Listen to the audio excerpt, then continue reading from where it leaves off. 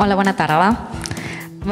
Hello, good afternoon. Welcome, everybody. Thank you very much for coming here to this round panel session between Patricia and Dr. Ramin Yahamiglu on interculturalism in order to achieve society based on cohesion or with greater cohesion. I'm at the Center for African and Cultural Studies.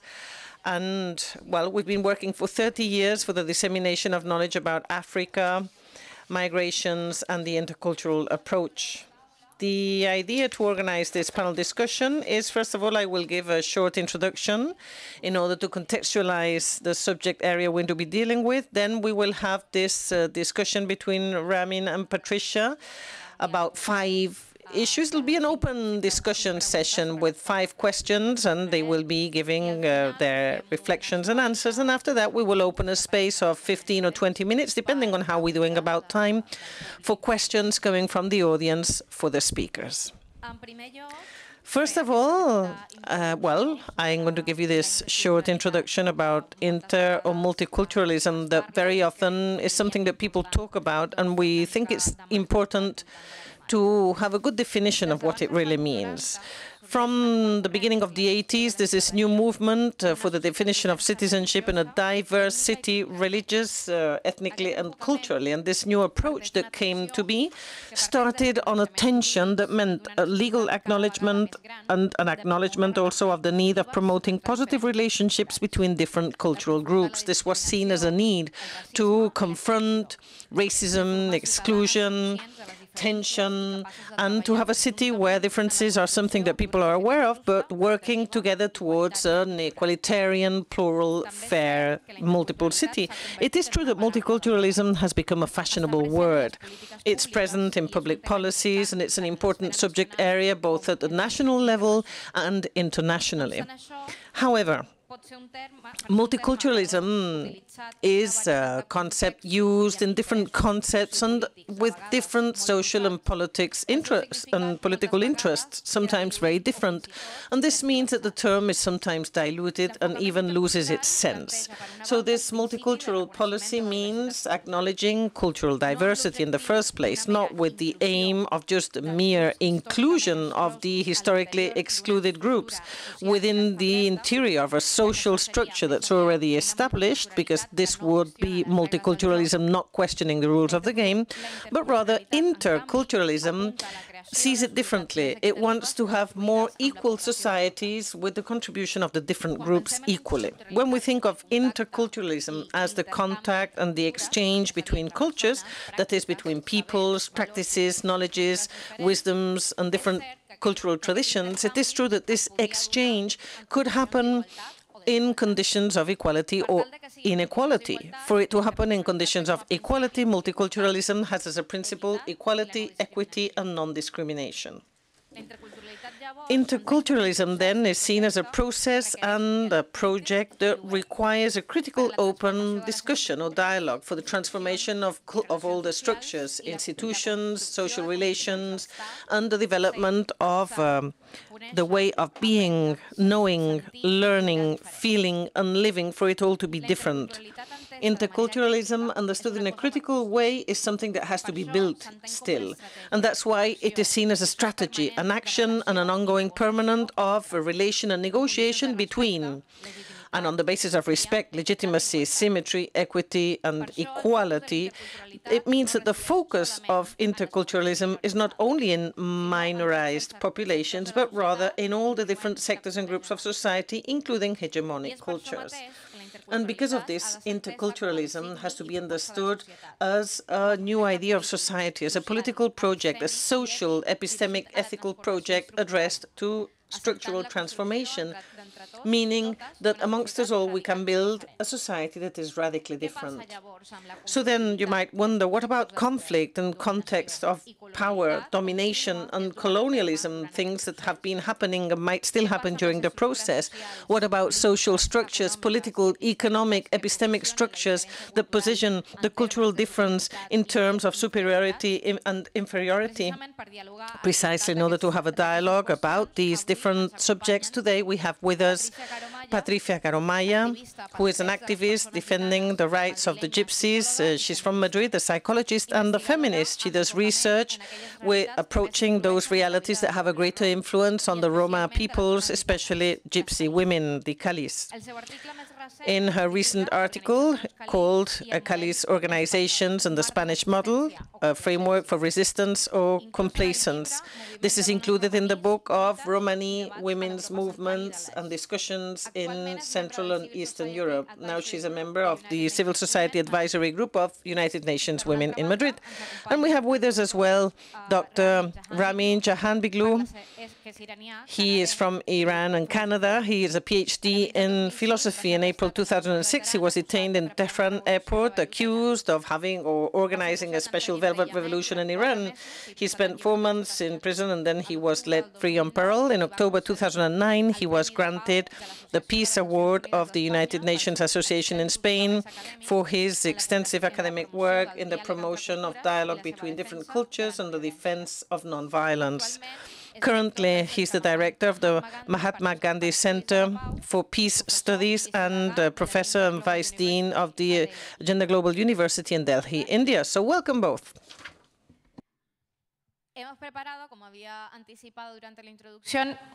As I had anticipated, we have prepared 5 questions around which we will have a dialogue. Firstly, Europe, Spain, Catalonia, Barcelona are societies that are not homogeneous. They are built upon diversity. But when we speak of cultural diversity, we understand the otherness. So who defines and what defines what diversity is?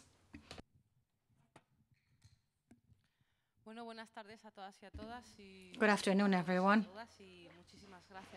Thank you very much for inviting me to participate. It is an honor to share this session with Dr. It's a very interesting question you ask, but sometimes complex questions I like to answer with a simple answer. I do think that what defines what is culturally diverse as a feminist, I can say nothing else, that what's personal is political. It is the institutions that define what diversity is, and political subjects that are part of those institutions are culturally situated, historically, economically situated. So, for example, if we have institutions run by white, heterosexual males without functional diversity, apparently at least, or however you want to call them, from this biocentric model, anything that is not biocentric in response to their interests is that diversity. What defines diversity? Again, diversity is something that is culturally and politically situated.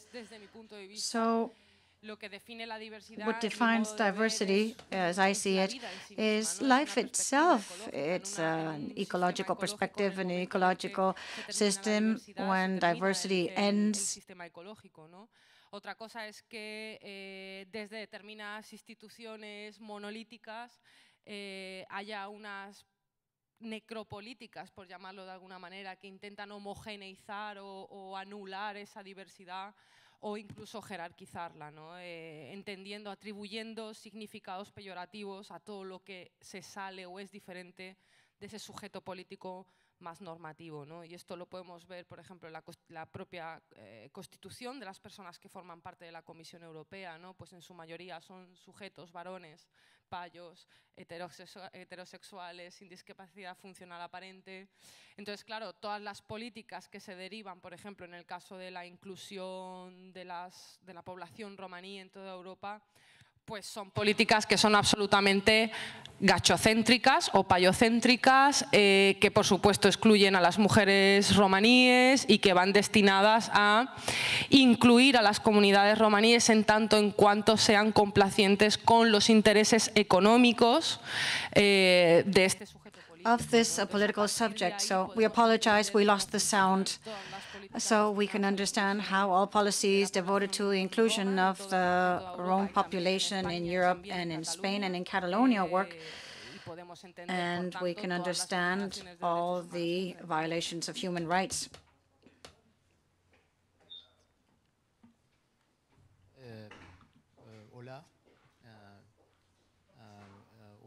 going to speak in English. Yo soy muy contento de estar aquí. I'm very happy to be here.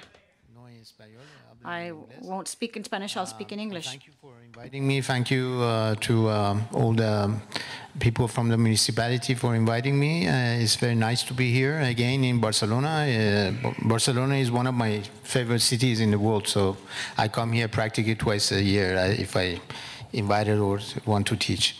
Anyway, I think Barcelona and Catalonia is a good place to talk about diversity, actually, because as we can see, in today's world, we have practically in some parts of the world this element of diversity.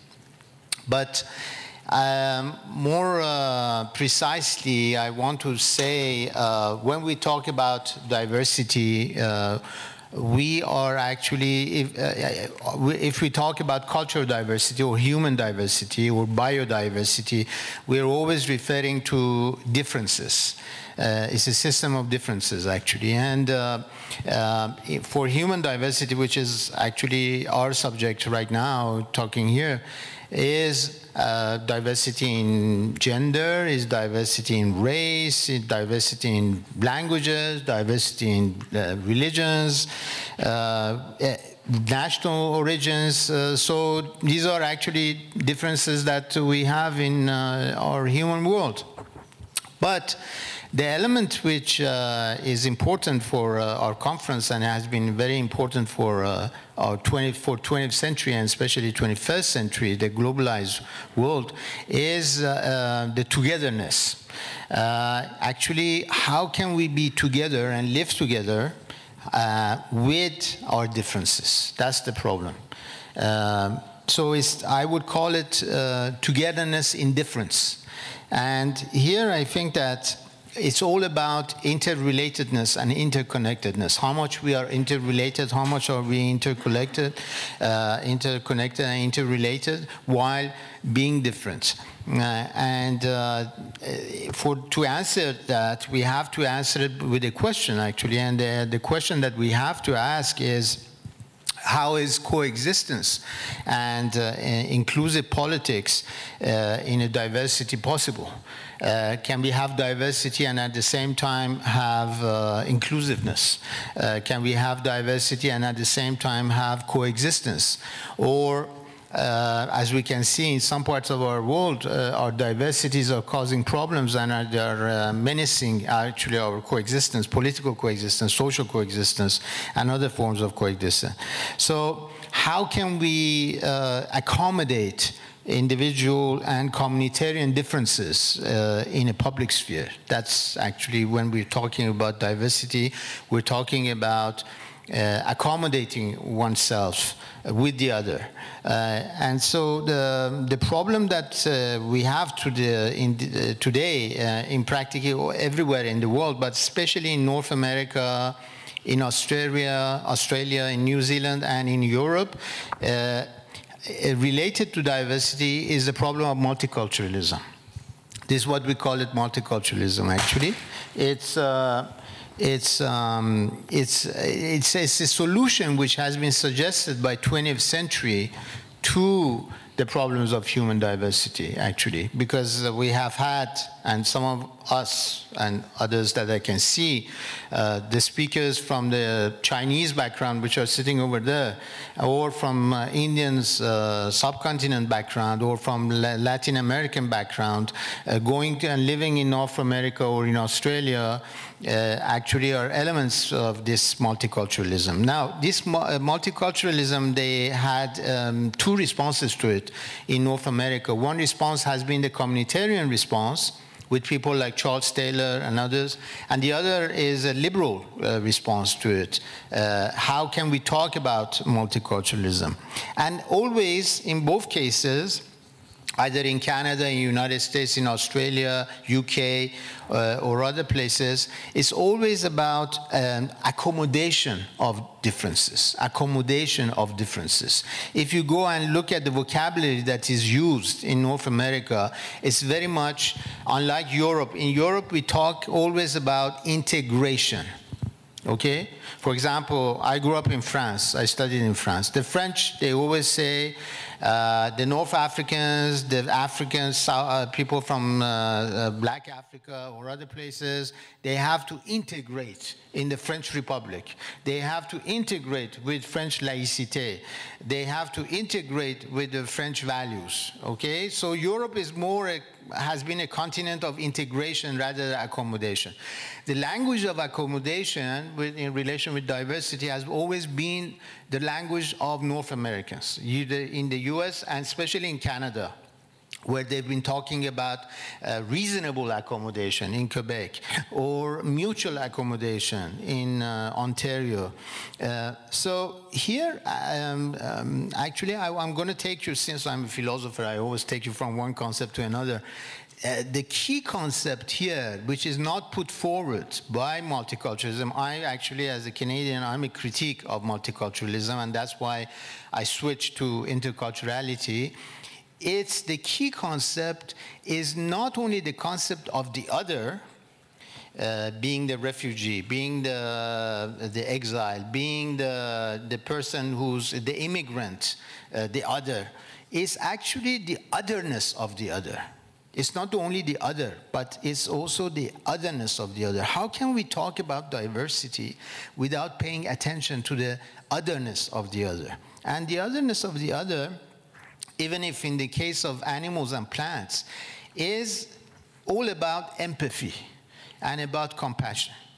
It's not only about taking the other as in very indifferent way by saying, okay, I live in an office space with a Pakistani or an Indian or a Chinese, and I'm a white Canadian or a white American, and I just occupy, and you build there, and I'm here, okay? You're a Latino, you be there. Colombian.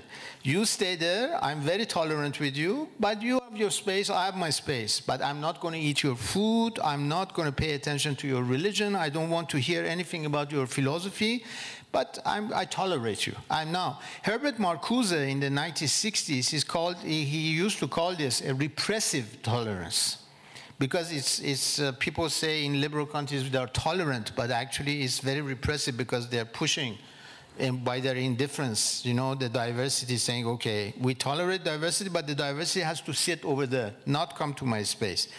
Now, in interculturality, related to diversity, we always don't talk only about the others, we talk about the otherness of the other. So, to finish, what is this which is so important is actually the fact that we have shared values. We have common norms, we have common values, and somehow there is in our jargon, in philosophy, we call it ontological priority of the other on the self. Is actually giving priority to the other person rather to yourself. So you are not the center of the earth, okay? And this is the problem that I'm a very blunt person. I always say things very bluntly. This is the problem I have with the whites in North America, because the whites actually they put themselves at the center of the earth.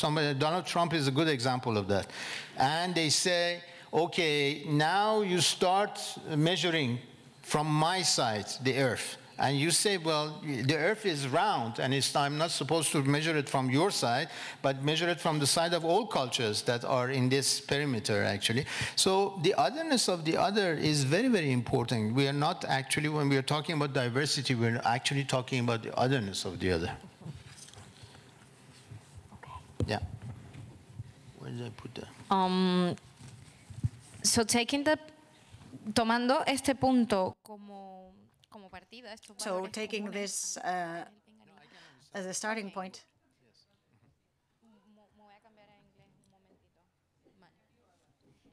Okay, I'll speak in English for a second. Shared common values, and what Patricia said about that institutions are actually defining what diversity is and what diversity is not.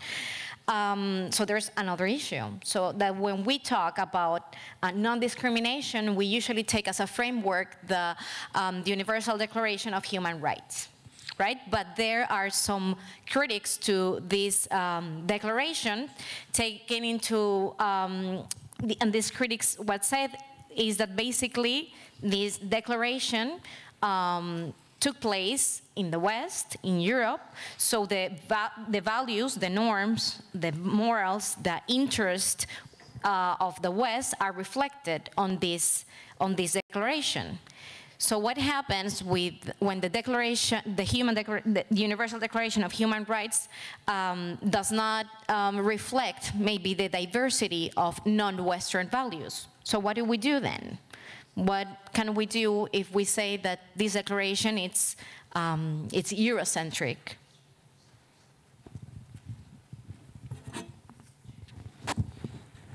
Bueno, yo creo que I think nosotros en that la cultura romaní, our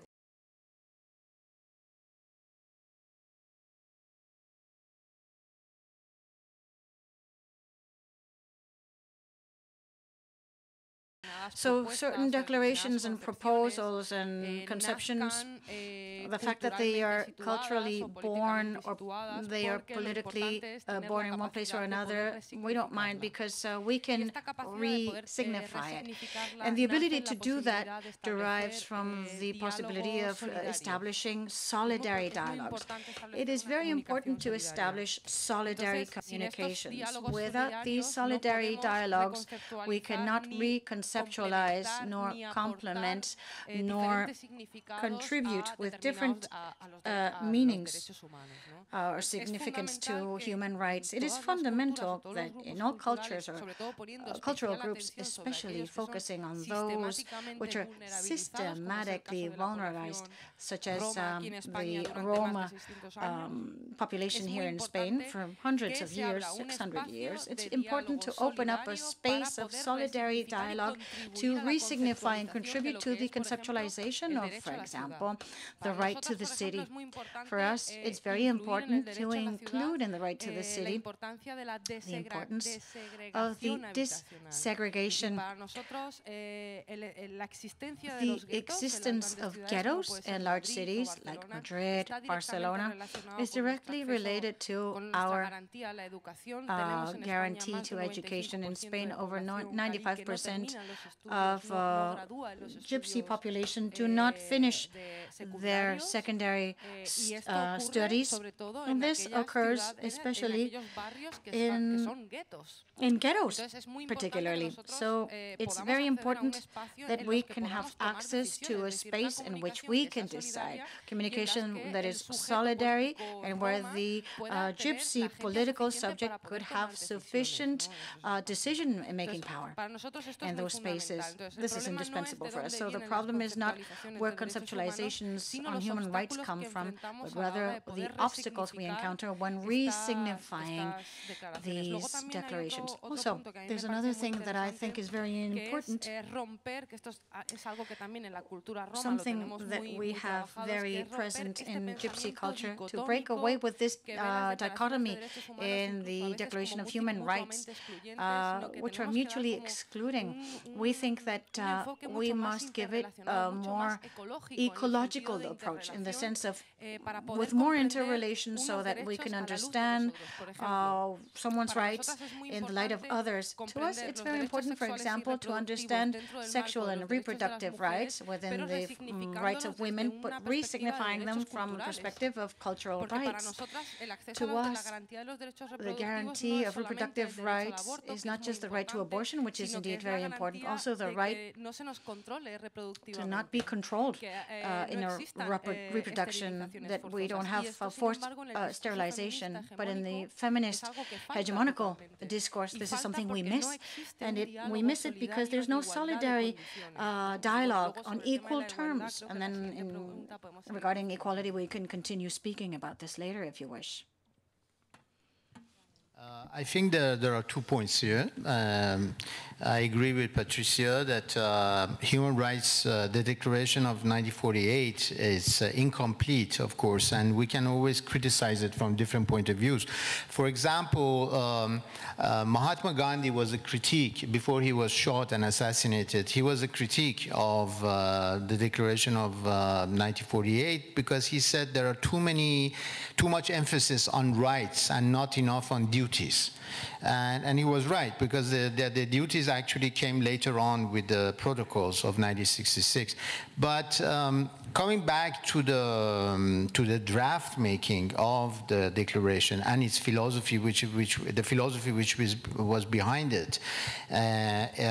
First of all, René Cassin, who actually did the last draft of the declaration, and a French lawyer, he was very much influenced by another French philosopher, Jacques Maritain. Jacques Maritain, in his book Man and the State, actually he insists a lot on the universality of the Declaration of Human Rights. So René Cassin and Humphrey and others who were represented in the debates at the UNESCO before the declaration was drafted, they were very careful about the universality of human rights. Now, there is a problem, of course, and I will get to it very quickly. The problem, I mean, it's not a problem, it's actually a cultural, again, background, which is at the center of our debates today. René Cassin, he was very much influenced by the French Revolution. Mm-hmm. So he actually, because he was French, because he was also very much influenced by Judaism, of course, and there are elements, he thought that he can bring elements of Christianity and Judaism, but not Islam. So that's why the Muslim theologians criticized later the declaration by saying you didn't invite the Muslim theologians, René Cassin and others, they are either Jewish or Christian, like Humphrey, and there were no Muslims, so there is no reference to the Quran, but there's a lot of reference to the New Testament and the Old Testament, which is right, actually. It's but that was not the question. The question in the mind of René Cassin was that he thought that 1948 declaration should be influenced by the Declaration of 1789 of French Revolution, of the Declaration of the droits de l'homme, du citoyen, of man and citizen. And actually, he took the elements liberté, égalité, fraternité, and he put it under these titles here. The only thing which is he added was dignity. So as you know, the structure of the Universal Declaration is not triangular, but is actually 4 elements, like liberty, equality, dignity, and so, but he, in his mind, actually, he wanted to follow the model of the French Revolution. So, and that's why, and I think that as a jurist, of course, but somebody who was influenced by philosophy, he was thinking that human dignity, which is so important for all of us, some of us who are activists of human rights or activists for the human rights or rights of others, you know, we've been fighting for it. The human dignity is the element, the central element. Because when we're talking about communities, when we're talking like gay community, like women, or we're talking about minorities, ethnic minorities, or when we're talking about individuals, we're talking about the human dignity of those individuals that we have to defend according to the Declaration of 1948. And we can, and René Cassin and others, they were quite correct to see that every religion in the world, including Hinduism, Jainism, Buddhism, and the Abrahamic religions, they all refer to human dignity at some point. At some point, they refer to human dignity because human dignity is an element, a spiritual element for human beings. So that was important, but the critique, the fact that 8 countries abstained, let's go back very quickly and see who were these countries which abstained from ratifying the 1948. First of all, Soviet Union. And the satellites of Soviet Union, including Yugoslavia and Czechoslovakia, Belarus, but South Africa and Saudi Arabia also. But why South Africa? Because it was an apartheid regime. How can an apartheid regime ratify a Universal Declaration of Human Rights?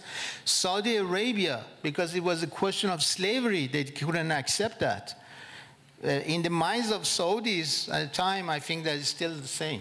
There was no equality between a black man and a Saudi. They believed that somehow in slavery, in that idea of slavery. So it was a question of relativizing something, putting a lot of relativity, which René Cassin and Jacques Maritain and others didn't want. They wanted the idea of universality, which is the idea that we defend. I mean, for those who worked with the declaration, what is important is that it concerns everyone. It doesn't concern only Europeans or Americans or Muslims or Jews or Buddhists or Hindus. It concerns everyone. And so it has to be above any form of ideology. Once again, it's about the otherness of the other. It's not about one ideology and defending, and there is no us and them in that. Unfortunately, we are living in a world where Universal Declaration of Human Rights has no value for many people, because we are living in a world and in a century of us and them. I mean, you just go back and see the discourses that we hear on TV and on radio practically every day in different nations of the world is always us and them. And this is what the Universal Declaration didn't want at all. Vale, pues siguiendo los hilos de lo que van diciendo tanto Ramin como Patricia. Following what both Ramin and Patricia have been saying, we've heard words such as relativism, universality, solidarity, dialogue. But nevertheless, it is still the dominant society, the hegemonic society, the piocentrism, the non-gypsy-centrism, is the one that sets the tone. So how can we open solidarity dialogues? How can we transform institutions from the bottom up? Bearing in mind that there is a clear concept, or hegemonical concept, of having these concepts of politics, economics, health, gender, the different fields that affect our everyday life.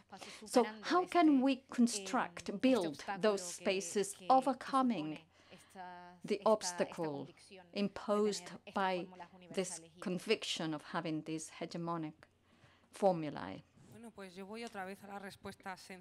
Well, I'll go back to the simple common sense answers. How can we foster that? Well, by working on decision taking. How can we open up to interculturality, opening up spaces for the communities who were historically excluded to be included in the decision taking process with the same conditions? But I also think it is up to the institutions to open up those spaces and to guarantee that decisions are taken on an equal footing. I also think that we need to redefine the role played by civil society. Civil society in our current political Spanish context, perhaps not so much Catalan context. We need to redefine it, because civil society has a role which is not just to externalize human rights outside the state. For example, in the case of the Roma community, what we're seeing state-wise is that NGOs act like ministries of Roma affairs, where decisions are not taken democratically, where the state or institutions are not pressurized to discuss the Roma demands, because they are dynamics which are established. Arundhati Roy has discussed this. So we need to discuss the role of civil society as an active subject whose main role is to put on the table these issues and to force institutions to do these advocacy tasks, to put the needs of the Roma community on the table, and not just to implement the decisions that institutions take unilaterally through the political subjects that we discussed before, which were male, heterosexual, of a certain economic class, which respond to their mostly economic interests. And in the case of the Roma community, they are clearly quantified. I mean, we know how many million euro the states stand to earn through the inclusion of the Roma community. So these excluding inclusion policies are usually implemented by so-called Roma or pro-Roma associations, rather than having the state accepting the responsibility that, I don't know, if there are 95% of Roma girls who don't finish secondary schooling, it is up to the state to guarantee it, not up to the NGO. I mean, the NGOs should be there not to implement schooling projects, but rather to press on the states to make sure that the right decisions are taken so that this right is respected. So institutions have to open spaces in the decision-taking process, and civil society has to redefine its role. And I think the institutions have a huge responsibility. It is definitely shared, because if institutions don't provide funding to organizations which are critical to their decisions, the decisions of the state, well, then we're never going to advance. So we have to be critical of this.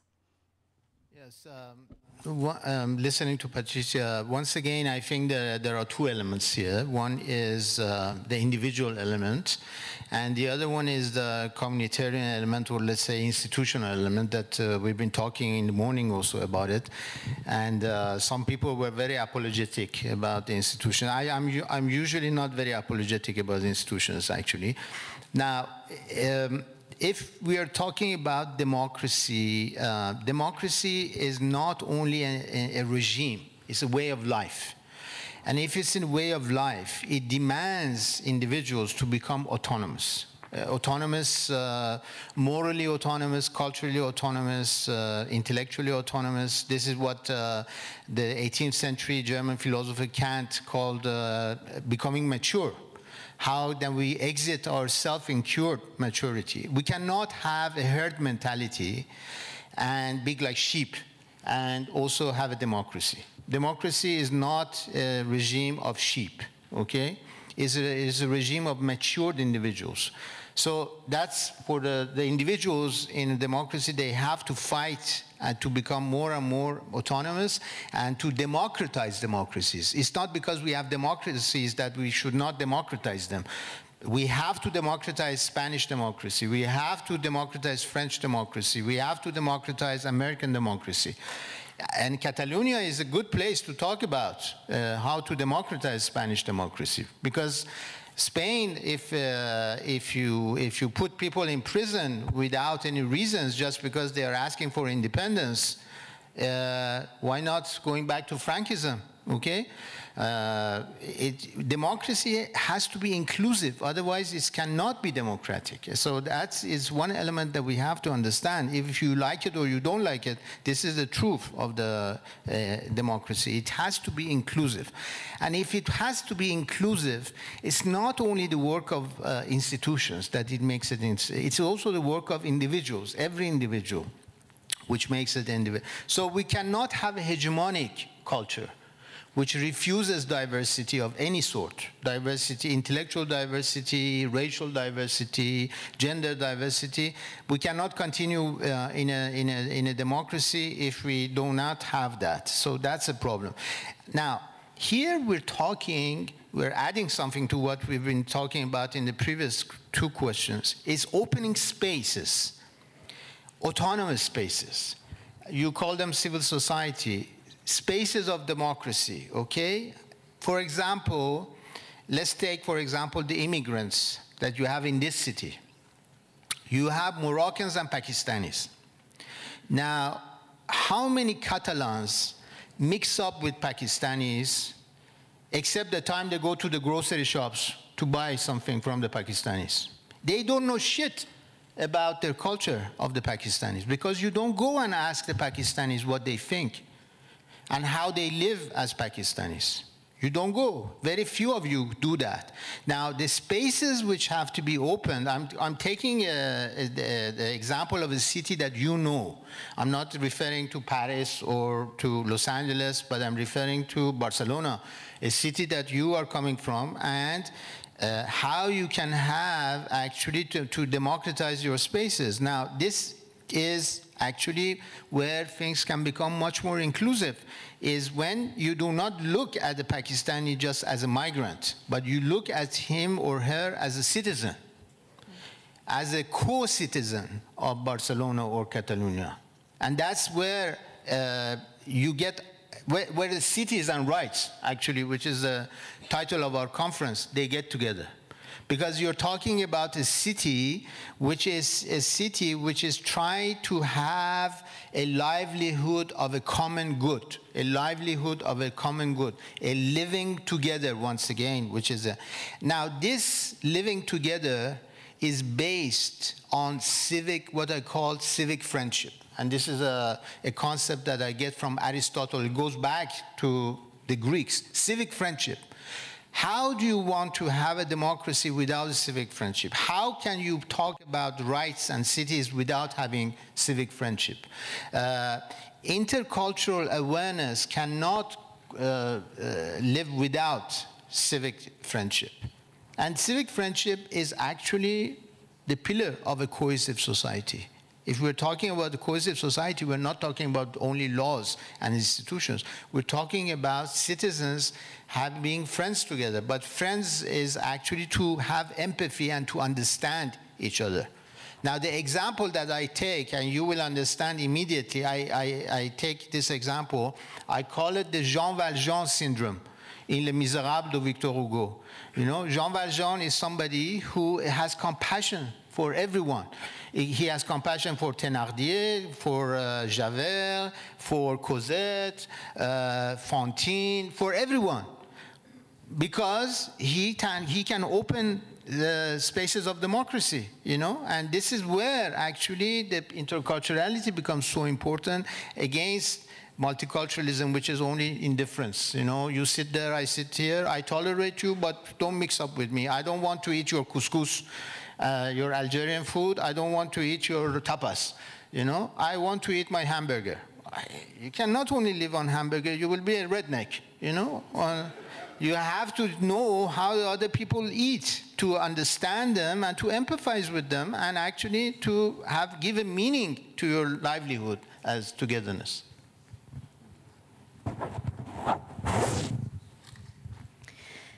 Vale, voy a tomar rápidamente el ejemplo que acabo de Now, poner. let me very quickly take this example that we've just heard from Dr. Jahanbegloo, to imagine a space where these spaces for dialogue are already created. We already have this civic friendship, we have these spaces for solidary dialogue, or these autonomous spaces that Ramin also mentioned before. And then there's a conflict. So going back to your example of the couscous, in my example it would be sancocho, which comes from Colombia, lovely sancocho. What happens when the hegemonic culture wants to eat my sancocho, but they just want my sancocho and my cumbia, lovely to dance, but that's all they want from me? What happens when we want to go beyond? And that takes me back to the previous question of transforming institutions, which affect us all. And in these spaces of solidary dialogue, in these autonomous spaces, there is a conflict because there is a power game, a power relationship with different aspects such as colonialism. So what do we do with this conflict? How do we face this civic friendship, these spaces for dialogue, and these conflicts that will come up and which are coming up? Bueno, pues yo creo que Well, estos conflictos, I think aparte del that diálogo these solidario, conflicts, apart from se superan this con reconocimiento, solidary con dialogue, reparación. have to be overcome through dialogue and preparation. I mean, if somebody just wants to dance your cumbia or eat your sancocho or dance our flamenco, you're much more vulnerable. It's much likelier that that happens if first there is no recognition that that happens, and then recognition of historical moment, historical memory. So recognition that it's happened, and then reparation. We've seen that with flamenco in Spain. Flamenco is clearly a cultural Romani, Cali, Gypsy contribution, whatever you want to label it. But it is not recognized. It has now been appropriated by the Spanish brand. It is part of the image of Spain abroad. And the Romani culture is not even accepted as a cultural minority. We could then discuss what form of recognition we could hope for, but for the time being, there is none. We do not exist for the state. We are the latest, the most minute social class.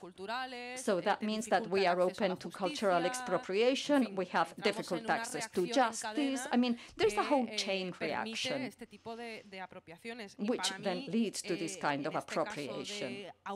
So for me, in this clear case of rise of fascism that we've been seeing in Europe for 10 years, well, for us, for the Romani culture, fascism has never disappeared. It has always been present. But then it's what Ramin was saying, it is always the otherness. Perhaps in the end people thought that we deserved it. There are whole families which have been murdered in Europe. This has been happening for a decade. There is a member of the European Parliament who, a couple of legislatures ago, she had to seek shelter outside Europe because she was being threatened. And this is accepted as normal with communities who are accepted as vulnerable from centuries ago. So this is part of the patriarchal, anti-gypsy political culture. So whether you call it cities for peace or friendly cities, whatever you call it, we need it. I suggest the term that we gypsy use when we call about payos and payas, who are the non-gypsy one. People think that payo is despective, pejorative. No, it isn't. But we call them neighbors because we live with them. So we need these cultures for peace, and we need to stress, for me, the danger of the hatred speech, particularly when elections come. In Barcelona, we have seen a clear case of the hatred of speech against the Roma community to gain votes. And you can only fight against that if you change the penal code, the criminal code. There is a request at European Parliament level to change it, but it hasn't been changed yet. So we need these cities for peace. We need policies for recognition, legal changes for recognition and reparation, collective reparation, symbolic reparation. We also need to change the concept of equality. We need to go beyond the concept of individual equality, where violence is exerted by one person against another person. No, we need to open our eyes. We all, equality means that we all have a right to be different. And we have to give equality a collective sense.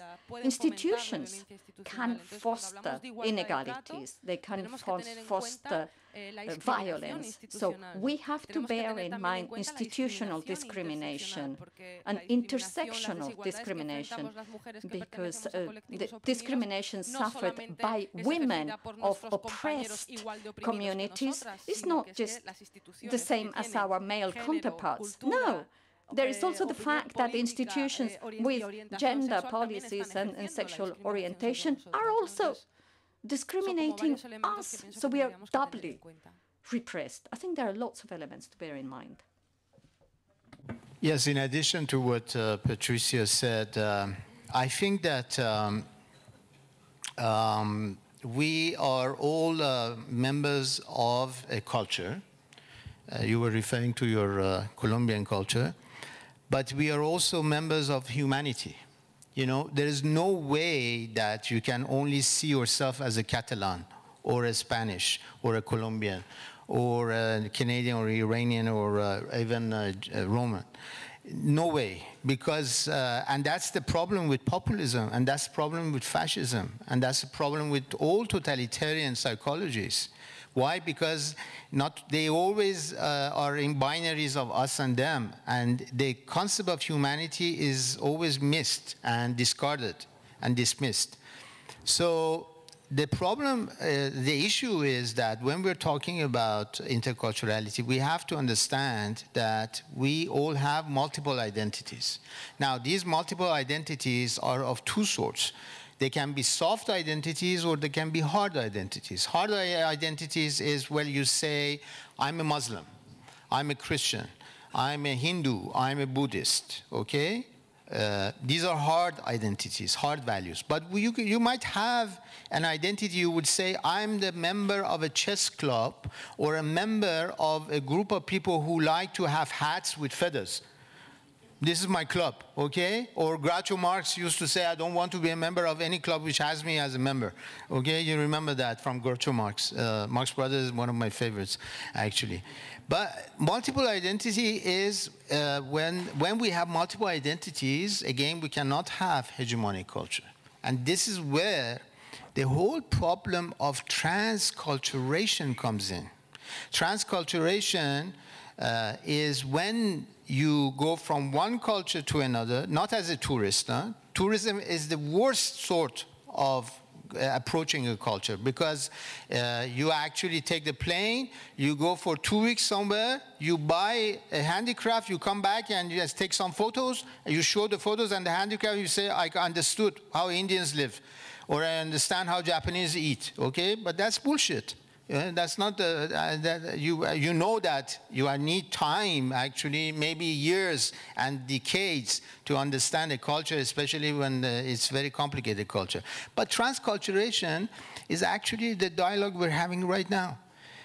In this room, you have Muslims sitting over there, you have Hindus, you have Christians, you have Catholic Christians, Protestant Christians, you have Roman, you have different people, different identities, and they can have a dialogical approach, and they can get elements from their culture, from the other culture, bring it to their own culture, and actually work with it. Now, this is where it becomes very, very constructive. You know, one of the points that I have when we are talking about marginality is that we always, in all our cultures, we talk about marginal people, sexual minority, sexual marginality, or cultural minority as a very negative thing. Actually, being a marginal is a very positive and constructive element, both culturally and intellectually. The great artists of history were all marginals. Gustav Mahler, Van Gogh, Beethoven, just name it, all marginals, you know? Everyone was marginal. Actually, there is a difference between snobism and marginality. You know, being a bourgeois is not being marginal. You know, a bourgeois goes and pays $5 million for a Van Gogh, but he or she cannot be a Van Gogh. Okay, and we don't need it. I mean, this is not the place for great art. So here I think that when we're talking, we're going back to our debate, it's the constructive idea which is behind it, which is the dialogical vision that you were talking about. This dialogical vision in a community, in a city, in a country, it's a very important civilizational element. Now look how our world is suffering from people, communities, ideologies, and nations who discard or dismiss dialogue. Daesh, ISIS is the best example. They kill everyone, okay? Christians, Muslims, they don't care. But the question I've been asking and trying to put in my books also is, why do they destroy museums? Why do they go and destroy civilization? Because the element of civilization is not important for them. It's not important. Not at all. Same thing with Donald Trump and his group. Everybody in the same ideology. Civilization is not important. The only thing that he says, have you heard any time Donald Trump talking about humanity? Never. He always says America should be great. But the man, he doesn't even understand the history of America, because in the history of America, you have people like Lincoln, Jefferson, you have Martin Luther King Jr., you have Henry David Thoreau, Emerson, Walt Whitman. He has not read any of them. So he doesn't even know his own culture, and these are all figures of transculturation, because Henry David Thoreau was influenced by Hinduism. Martin Luther King Jr. was influenced by Mahatma Gandhi. And this is how it worked, actually. So every place in the world where we have success, and especially we had taming of violence with Mandela, Václav Havel, Mahatma Gandhi, Martin Luther King Jr., it has been always elements of transculturation. They were open to dialogue. They went and they got elements from other cultures. Mahatma Gandhi was very much influenced by Christianity. Martin Luther King, as I said, by Mahatma Gandhi. And you have Mandela, who's influenced by both of them. And so they get elements, they work with it, and they try to open these spaces of democracy. They try to open these spaces of dialogue. They try to open these spaces of transculturation. And they try to, this is where the equilibrium between cities and rights actually can work once for all. So we cannot, so to end this part, actually, we cannot have conviviality and fellowship without this dialogical vision. It's practically impossible.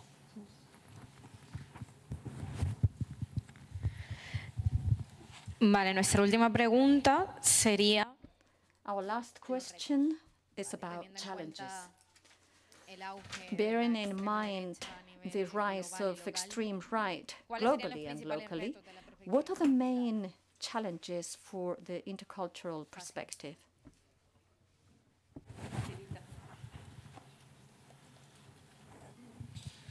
Bueno, pues yo creo que esta pregunta la ha respondido I un think poco this question en la pregunta was anterior. Es answered in decir, the previous el principal reto, comment. I en mi mean, opinión, es the main definir, challenge, as I también see a it, is colación de to lo que define, comentaba él, as he was definir saying, lo que es la identidad. to redefine Es muy importante incluir identity. el It's antirracismo very dentro del important to discurso, include anti-racism in contra el neofascismo. the discourse against Es importante, creo que neo-fascism. en este caso It's Barcelona lo está important, haciendo muy bien y the fact es that algo que Barcelona yo is pongo doing mucho it como very ejemplo, well, cómo se and I've always reconocen said it as an las example, diferentes how they recognize the identidades, different las diferentes, incluso también el identities, reconocimiento even the simbólico, ¿no? El recognition reconocimiento symbolically de las diferentes of festividades, the por different ejemplo, ¿no? Es festivities. algo que I mean, parece una tontería, pero no lo es, might porque seem simbólicamente ridiculous, tiene but it's muchísimo not, because potencial symbolically it has y great contribuye a potential, reconocer, and a it reparar todo contributes ese to daño, ¿no? recognize Toda and esa repair all that historia de harm, antisemitismo, all de that antigitanismo, de anti-Semitism, islamofobia, ¿no? Islamophobia, La gestión que tuvo el the Ayuntamiento también management después of del the city hall atentado que after hubo aquí en Barcelona, a mí me the pareció attacks, absolutamente terrorist brillante attacks in y Barcelona. hablé I think con it was Lola y la handled felicité brilliantly, and I porque spoke with Lola and I me pareció que congratulated en her, el because I contexto en el que thought estamos es that muy in the difícil context we dar find ese ourselves salto in, it's cualitativo very difficult y el to Ayuntamiento tuvo have una that qualitative valentía enorme, leap, es and decir, the creo city que hall was justamente very estamos en un brave. I espacio, think precisely en we una are in a ciudad space, que creo que es in a ejemplo city para that I think is el resto exemplary de España, for the incluso rest para of muchas Spain, ciudades en and Europa. even for many Y European creo cities. que efectivamente nuestro principal And I reto do ahora mismo think es that our parar el main neofascismo, challenge is to y stop parar el fascism, neofascismo lo hacemos a través del and this we do reconocimiento through de the las diferentes recognition of the identidades, different reconceptualizando identities, lo que son las identidades para reconceptualizing que puedan ser identities so that they can be dinámicas, more dynamic, continuas, no como un concepto continuous, absolutamente not as an monolítico, absolutely monolithic igual que concept hace as 50 años 50 years ago.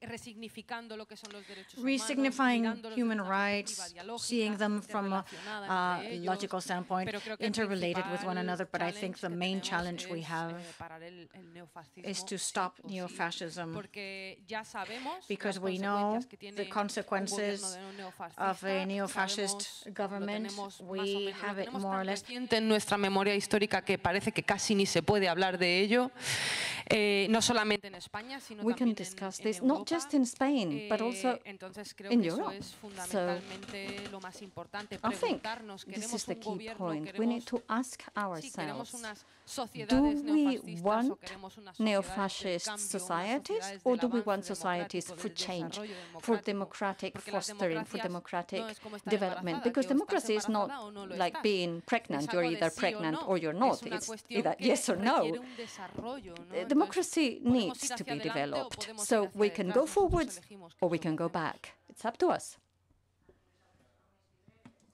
Patricia was talking about fascism, but I want to go a little bit further and say where fascism comes from, actually.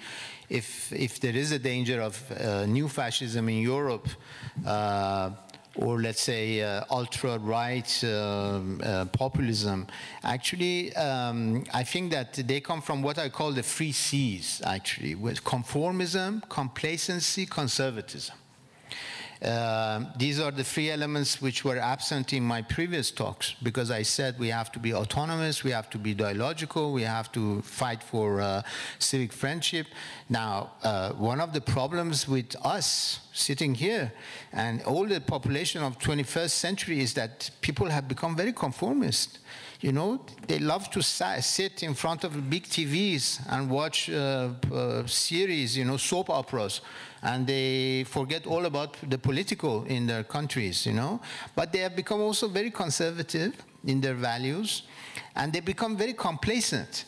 Now, democracy, like interculturality, can be saved when you have disobedience. We have an obligation to disobey sometimes. We have to disobey governments. We have to disobey laws. We have to disobey institutions when they become unjust, you know? This is the fight that many people around the world had. Because if you don't disobey laws and institutions and regulations on time, they become dictatorial. And it's not about anarchy, and it's not about anarchism, as the tradition always existed in Europe. It's not about going and throwing a bomb, you know, like Malatesta or, you know, like Kropotkin or Bakunin.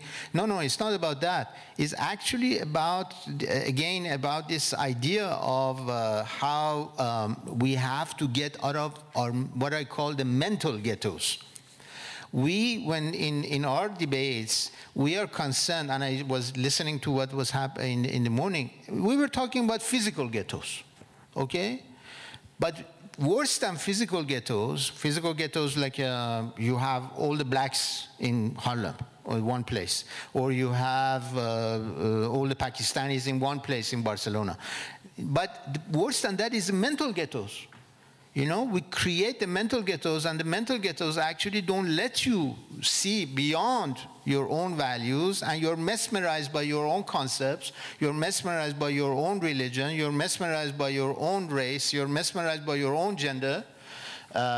Many men actually, and this is a problem once again with the Trump syndrome, they are mesmerized by their penis. I call it penis politics. You know, Erdogan, Duterte, Trump, just name it. All these males who actually, they are all, look at how male chauvinistic they are, because they are mesmerized by their penis.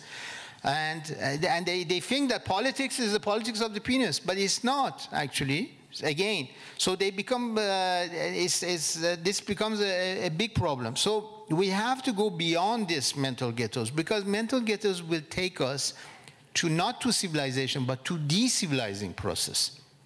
And decivilizing process is actually where the intercultural and the transcultural is completely forgotten. And we think that we're living in a globalized world, but it's actually a fake form of universalism. It's a fake form of universalism. And that's where I think it's very, very dangerous. And last but not least, I come back to one of the key concepts with which I work all the time. And I think we need to teach that more and more to our children and to the next generation. And that's the concept of empathy. Empathy. The Germans, they call it Einfühlung. For those of you who know German. Empathy. Empathy is a very key concept, you know. It's not about only loving the other, but it's about understanding the other, you know, understanding the other culture, understanding the other religion, understanding the other individual, understanding the other community. Otherwise, we actually have a very utilitarian view only of the other community, of the other person, of the other culture. And that's where I think the manipulation and coercion comes in, and it becomes very, very dangerous. And we have this scapegoating that we talked about it in the morning. We have the stereotyping of the other.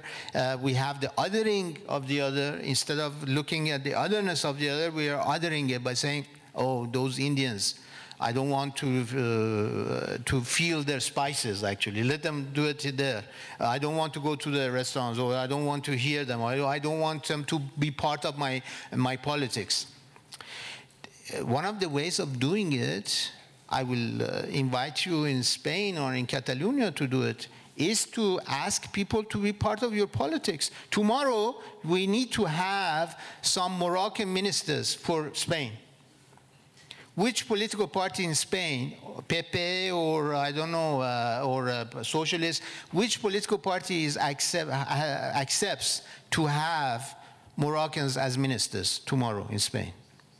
If they do that, it's a step forward, because it gives the message to the Spanish population that we can have a dialogue with these people.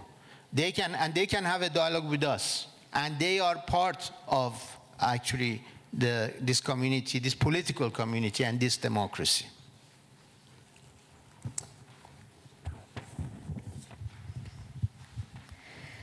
Vale, bueno, estas serían las 5 cuestiones que These would be then queríamos the 5 abordar questions con nuestras we wanted to ponentes. cover with our speakers.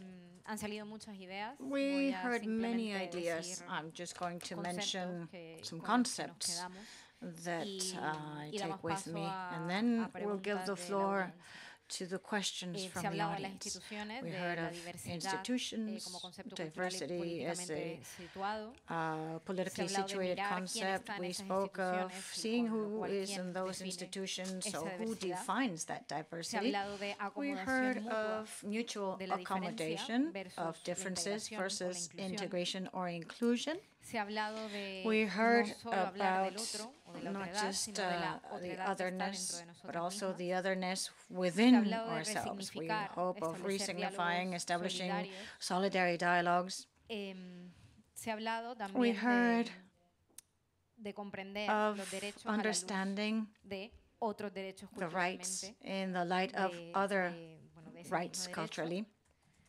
Se ha hablado de We inclusión heard of excluyente. excluding Se ha inclusion. hablado We de heard diálogos of solidarios, autónomos, solidary, amistades cívicas, autonomous reconocimiento y dialogue, reparación recognition colectiva, and simbólica. repair collectively, Se ha symbolically, hablado de ciudades de paz, cities for peace, de el igual derecho que tenemos the todas a rights ser we all diferentes. have to be Se different. ha hablado también de que todas We somos heard humanas, of how we are all human, de identidades suaves o of soft, soft identidades más duras identities o hard. and more hard Se ha hablado de identities. We heard transculturación. of transculturation. Se ha hablado de la parte We heard of positiva de la the marginalidad. positive part of Se ha hablado de la marginality. influencia que han tenido We heard about the diferentes influence líderes of different mundiales del world leaders cristianismo, del in hinduismo. Christianism, Hinduism. Se ha hablado de los guetos mentales We heard of versus no solamente mental los ghetto, guetos físicos. not just the physical ones. Se ha hablado de la We heard empatía. of empathy. Y hasta aquí creo And que se I recoge believe bastante todo basically el that concepto is, in a ha nutshell, descifrado all que the no son concepts that pocos. we have Me mentioned, gustaría which ahora dar is pie quite a a few. And now I'd personas del like público que to quieran give the floor hacer preguntas to the alrededor audience de so that de they los can temas ask tratados u otros. questions on these topics spoken of or others. Hello. My name is Elif Durmuş. I'm a PhD researcher from the Netherlands on a project called Cities of Refuge. I'd like to ask a question to both of the panelists and all of you, if you like. We have, well, especially Ramin, you have mentioned the necessity to see the otherness of the other. So yes, I guess we all agree, I guess we can all agree that we should see the differences and acknowledge this. But especially considering the fact that for instance, some Dutch cities, we have reached a level of diversity that is termed super diversity, which means that even you cannot even consider the Turkish migrants as one migrant community because there are so many different persons with Turkish backgrounds, such as myself, for instance, having come to do a PhD or a master's versus someone else who has been there for 3 generations at a different kind of background.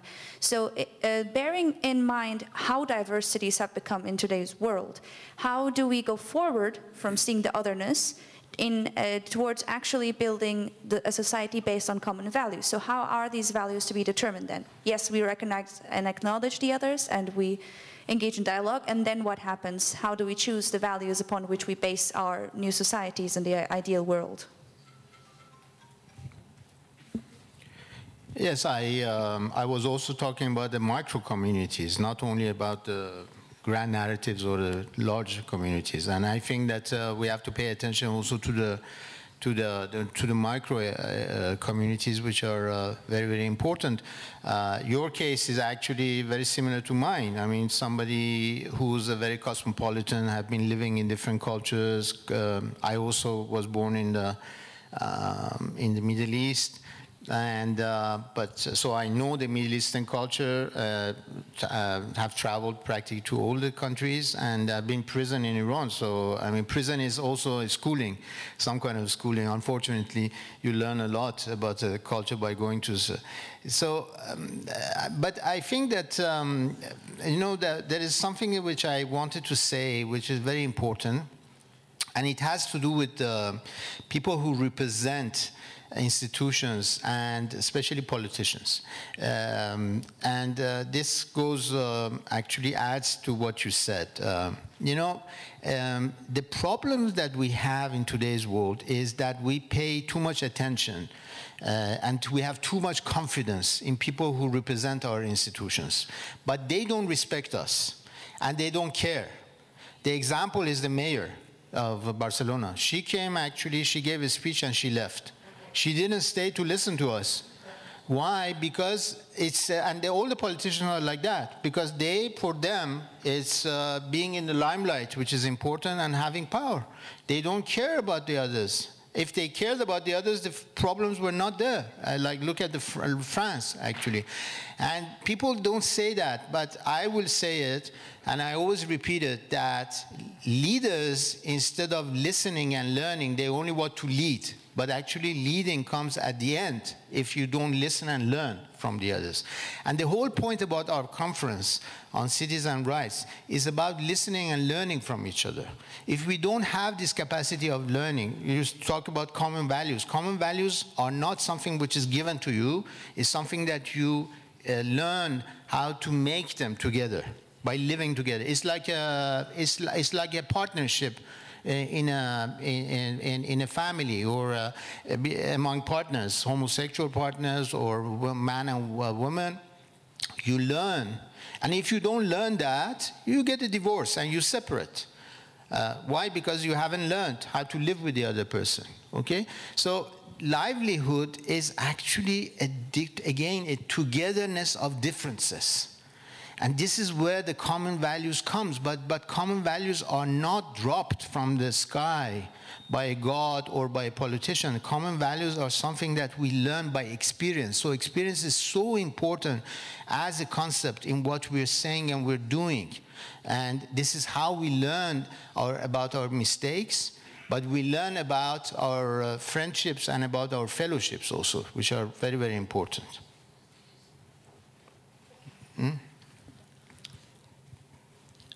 Hola, bona tarda, soc Xavier Casas. Good afternoon. Volia fer una reflexió perquè Good afternoon. I'm Xavier Casas. I'm going to be reflecting, thinking out loud, because quite a few hours have gone by. What we've not talked about is about the capitalist system in which we live. We have mentioned it from time to time, but we've not really talked about it. So my question is as follows. All this we're talking about here, and, well, what the left-wing parties do everywhere in the world, if you do it without questioning the system in which we live, which is a hierarchical dominion pyramid with specific values of competitiveness, a capitalist system that integrates things and correlations and has precisely now gone on to build neo-fascism. Well, in order to face all these challenges, I wanted to say that what we're saying here is all very pretty, but are we going to do all this within the capitalist system? That's my question. You want to answer? I can answer. You know, once again, you're short of your philosophy, because when you're talking about capitalism, you don't define it, or you define it in a very, you know, a traditional way. What is important in capitalism is actually about the mastering of the world, of nature, and of human beings. How you can master nature, how you can have this project of modernity, you know, that starts with Descartes, être possesseur, maître possesseur de la nature, how you can become possessors and masters of nature. This is where we got today. I mean, it's because the whole modernity is based on that. So the project behind capitalism is important, and which was never actually solved by communists. It was not solved by Marxism, because when we're talking about capitalism, we're not only talking about factories, and we're not talking about capitalists as they were portrayed, you know, in 19th century as being fat people smoking cigars and with the cylinder hats, you know, like do you have them in the graffitis? That's not it.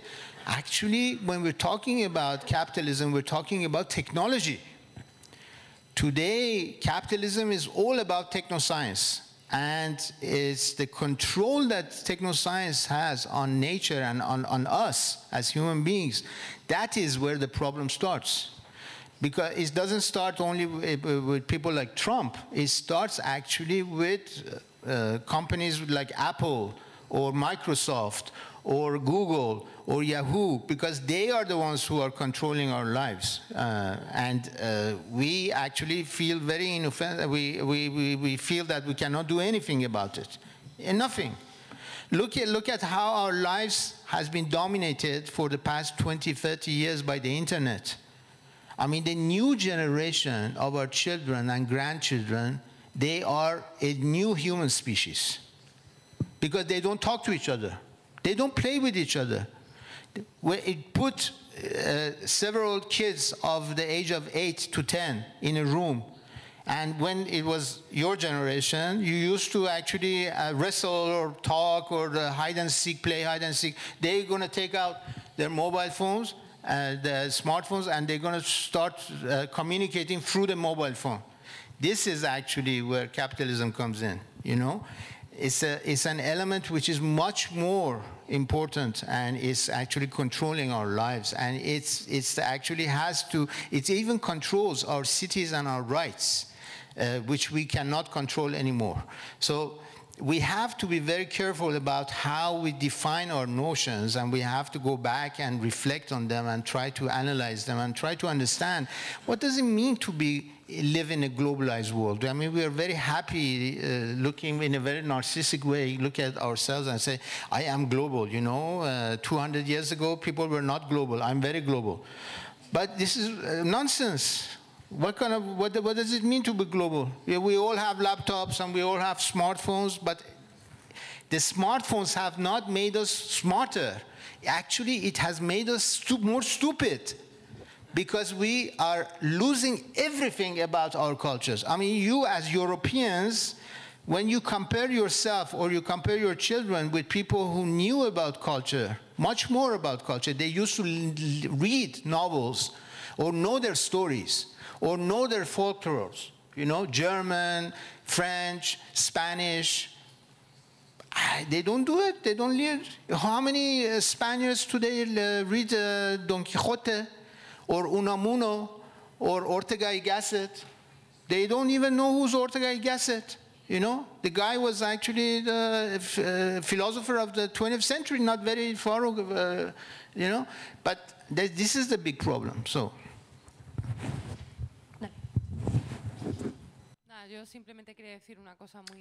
I just wanted to say something very brief.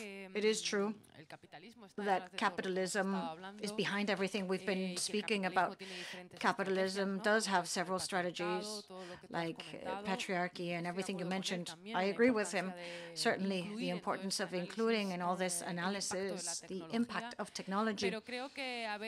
But I think sometimes some strategies, domination strategies, it could be capitalistic, can help strengthen the status quo and this hierarchy that you mentioned. But I also think that sometimes you can turn things around and you can use it against the ultimate goal they had. I don't think this, I mean, this happens, for example, in law. The Declaration of Human Rights could be used to justify the status quo, but it could also be used, if we're smart enough, we can also use it to turn it around and open up the space of those rights to include more people. And I think this way,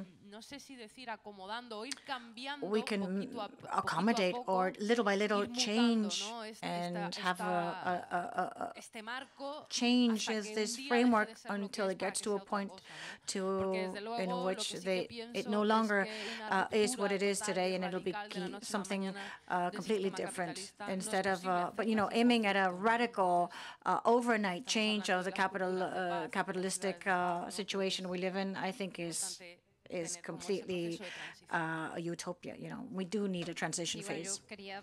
I wanted to complement what you're saying. It's complicated to separate the domination systems, patriarchy and capitalism and racism in different senses, whereas there are systems that are completely intertwined with one another. You know, if there wasn't sexual and racial division of labor, capitalism wouldn't be sustained. And when we speak of coloniality, we refer to that hierarchy that we spoke of, the identities that help us determine who does what, who is more human, who is less human, you know, who will cross the border, who is not, who is a citizen, who is not. It would be good to understand those domain systems as systems that feed one another and not seeing them as independent struggles, because the anti-capitalistic struggle, you know, was one saying, okay, we'll first fight against capitalism and then we'll fight for women. You know, first we're all women and then, you know, we'll see if we have time to go into detail into other things, you know. The domain systems have common things, and we have to be more effective aiming at the origins and the roots. You know, since we were talking about patriarchy and hierarchy, I think that the issue here is not to repeat the same values going from one gender to another, or from one race to another, or from one culture to another. It's about revolution of values. What Martin Luther King Jr. called the revolution of values, or what Nietzsche called the transvaluation of values. We need to change the values. I was once in debate with a British conservative politician, and I was telling her, I said, you know, Margaret Thatcher, for me, is not a good example of a feminist, because she actually is using male values as males use in politics, which is violence, which is being macho, which is actually being repressive. What is about feminism, which I like, and actually you find it in Mahatma Gandhi, they actually criticized. Gandhi was shot because the killer of Gandhi said he's too feminine. Feminist value is about actually changing male chauvinistic values, which it means being less violent, being non-violent, being non-hierarchical, non-patriarchal. Otherwise, if you say men rape us, so we're going to rape men, Okay, that was a theme of Marco Ferreri for our Italian girl who's sitting there. One of the movies of Marco Ferreri, you know, it was with Gérard Depardieu. Is some feminists said, okay, we're going to knock him out and we're going to rape him, and it didn't work. But you know, so. Just think of it, I'm saying we have to change the value. We have to criticize the value of rape and not to ask women to rape men and by saying, okay, this is a good way of doing it because this is how we defend women. So the revolution of values is what we need more than anything else in our societies today. Vale, una última pregunta que ya. ¿Qué tal? Buenas tardes. Soy Ana Lucía. I'm Ana Lucia, a member of the European Immigration Advisory Board. A week ago, we presented a document in which we included several recommendations and opinions of migrants and refugees in 9 European cities on different topics. In the case of Barcelona, when they were asked about the integration policies or interculturality policies in these cities, many of these persons surveyed said that they were very happy because in Barcelona you do feel this interculturality, but they didn't see it reflected in all the spheres, especially in the labor market. So one of the things they recommended, they suggested a positive discrimination in terms of when they attend a job interview. They said that we do live in a city that is intercultural, but they would go to any job interview and they, did not find those references. So they suggested to be able to use this positive discrimination to start to start breaking away with these barriers so that migrants and refugees can also be reflected. And I'd like to know what you think about it. Thank you. Bueno, pues mi opinión es que en este sentido acuerdo totalmente con Naciones Unidas, es decir, I agree completely with the United Nations. Yes, to positive discrimination, even in public spheres and public employment. There should be some quota. This is how they have, women and the feminist movement have managed to be part of political participation, or they've managed to reach better jobs, or how we have decreased a little bit the salary gap. So yes, I agree, as recommended by the United Nations, and you could even include it as criteria when assigning public contracts. For example, the law says that one of the criteria would be gender equality in the company, applying public contracts. Another criteria included could be, for example, the inclusion of some minority groups, and also in public administration, it should be based on quota, as it was done in the United States, not just in the labor market, also in education, and as was done with women in the rest of Europe. Why not with these other groups? I think that has to do again with the stereotyping of, minorities or people from other races, other genders, other communities. One of the problems that I've been witnessing, not much in Europe, but it's very common in North America, in the US and in Canada, is that people change their names. Why do they change their names? Because if they go and they have a CV by the name of Muhammad Abdullah, they might not get the job, so they will be called Moab. Moab is a person with no identity, actually. I mean, the person is called Muhammad Abdullah.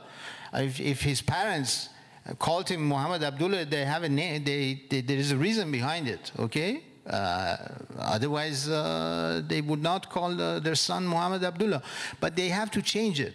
So, once again, you come from a mental ghetto which tries to destroy the identity of others, or saying, if you want to live with me, you have to be like me. But If that's the case, why don't we call our societies fascist societies? We call them multicultural societies. Where is the multi coming from?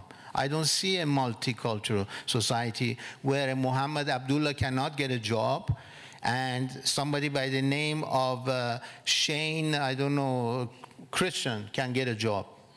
Why is it so? Because people are stereotyped and they are afraid. They say if we give the job to Muhammad Abdullah, this Muhammad Abdullah is going to have a problem, okay? Because he wants to pray every day, 5 times a day, and he's in the office space, and he's going to, how do we know that he's not radicalized? And, you know, so again, how can we bring interculturality in our school, in the schooling of the next generations? Because some of the generations are lost. I don't think they can be saved anymore. You know, these people in Europe, in North America, they have become so complacent and so conformist that you have to give them at least 10 years of intense European literature and philosophy, Western philosophy and Eastern philosophy, to get them out of this mental ghetto. They will not get out of this mental ghetto.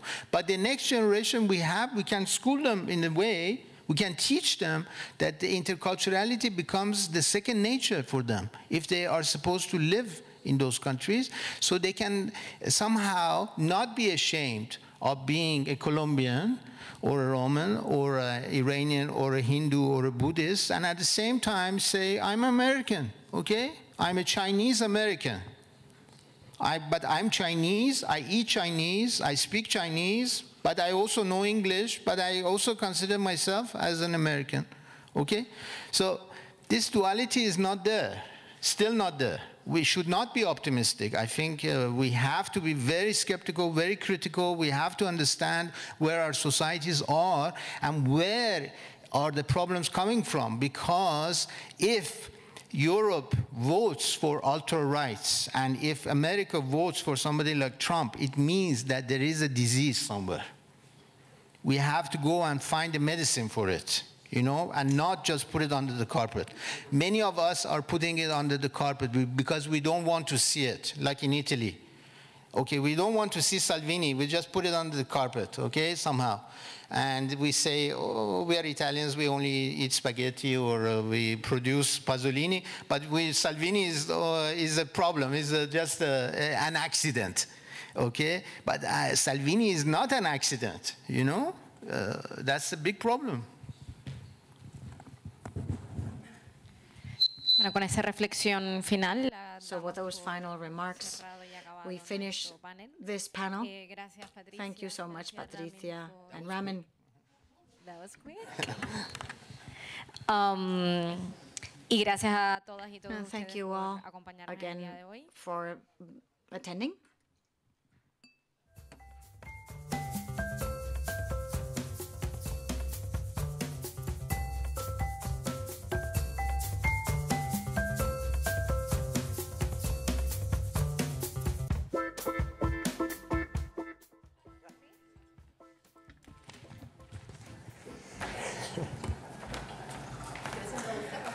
No, claro.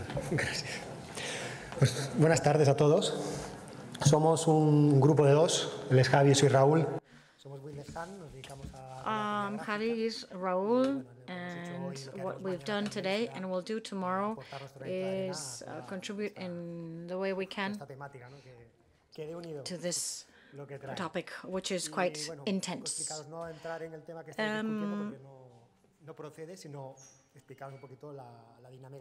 So let me explain what we've been doing in these 2 panels, and this morning and this afternoon, and what we'll continue doing throughout tomorrow. Given a set of problems, we found that we had to solve them, and one way of doing so is in the context we find ourselves in. We find the city of Barcelona. From this meeting point, this conference, we tried to establish a relationship between some spaces that we have selected, which would be related in one way or another with the topic. This morning, we heard about Sí, exacto, las deportaciones. Deportations. So under this umbrella, we try to look for a space. We work on the port as a gate, an entry gate or an exit gate. This afternoon, we're looking for a common space where we can speak of interculturality and trying to find a common space. Javi and I, we thought of the Ramblas in Barcelona, something that everyone knows, and when you walk on them, you never see any faces that look mean at you. A place where you can sit and have a coffee and discuss this topic. The way in which we work, we contribute with our images depicting what we listen to, what we hear, wanting this to come back to you, take pictures of it, comment on it, and if possible, hoping that it also encourages debate and reflections, and maybe we're wrong writing something. It's also important to see it and to highlight, and, with a positive feedback so that the debate is more enriching and more fruitful. Thank you. Yes, we will hang them outside in every session. There's one outside already. We'll also take this one out, and we'll hang them all outside. Thank you.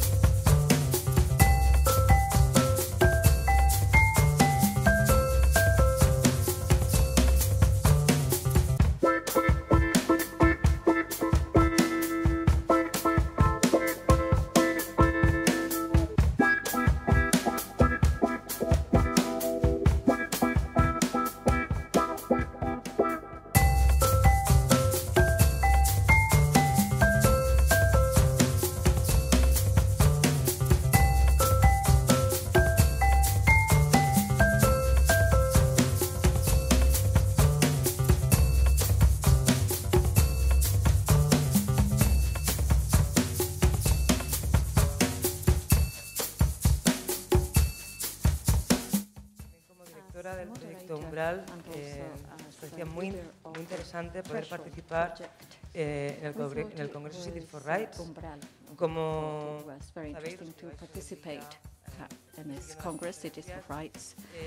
As you may know, we're celebrating the 70th anniversary of the Declaration of Universal Human Rights.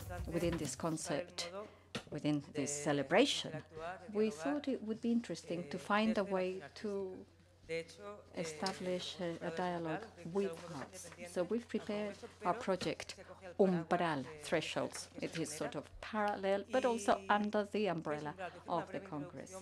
So what is Umbral? Let me tell you about it. Umbral, in Spanish, threshold, it's a project that intervenes in Barcelona's public space, particularly in the metro, in the subway system. There are 13 interventions. 10 are carried out by 10 artists, and 3 are led by public associations of Barcelona. Umbral is also quite a big thing.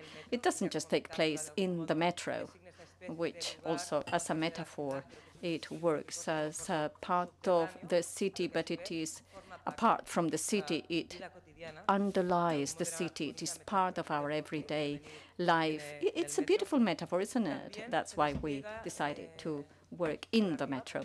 But it also takes place above the surface, at surface level, with 4 educational projects that will take place from January.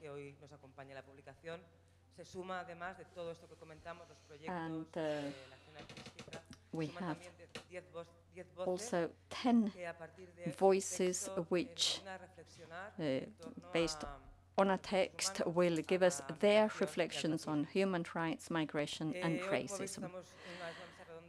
We have here a big, generous panel with many, not all, but many of the artists.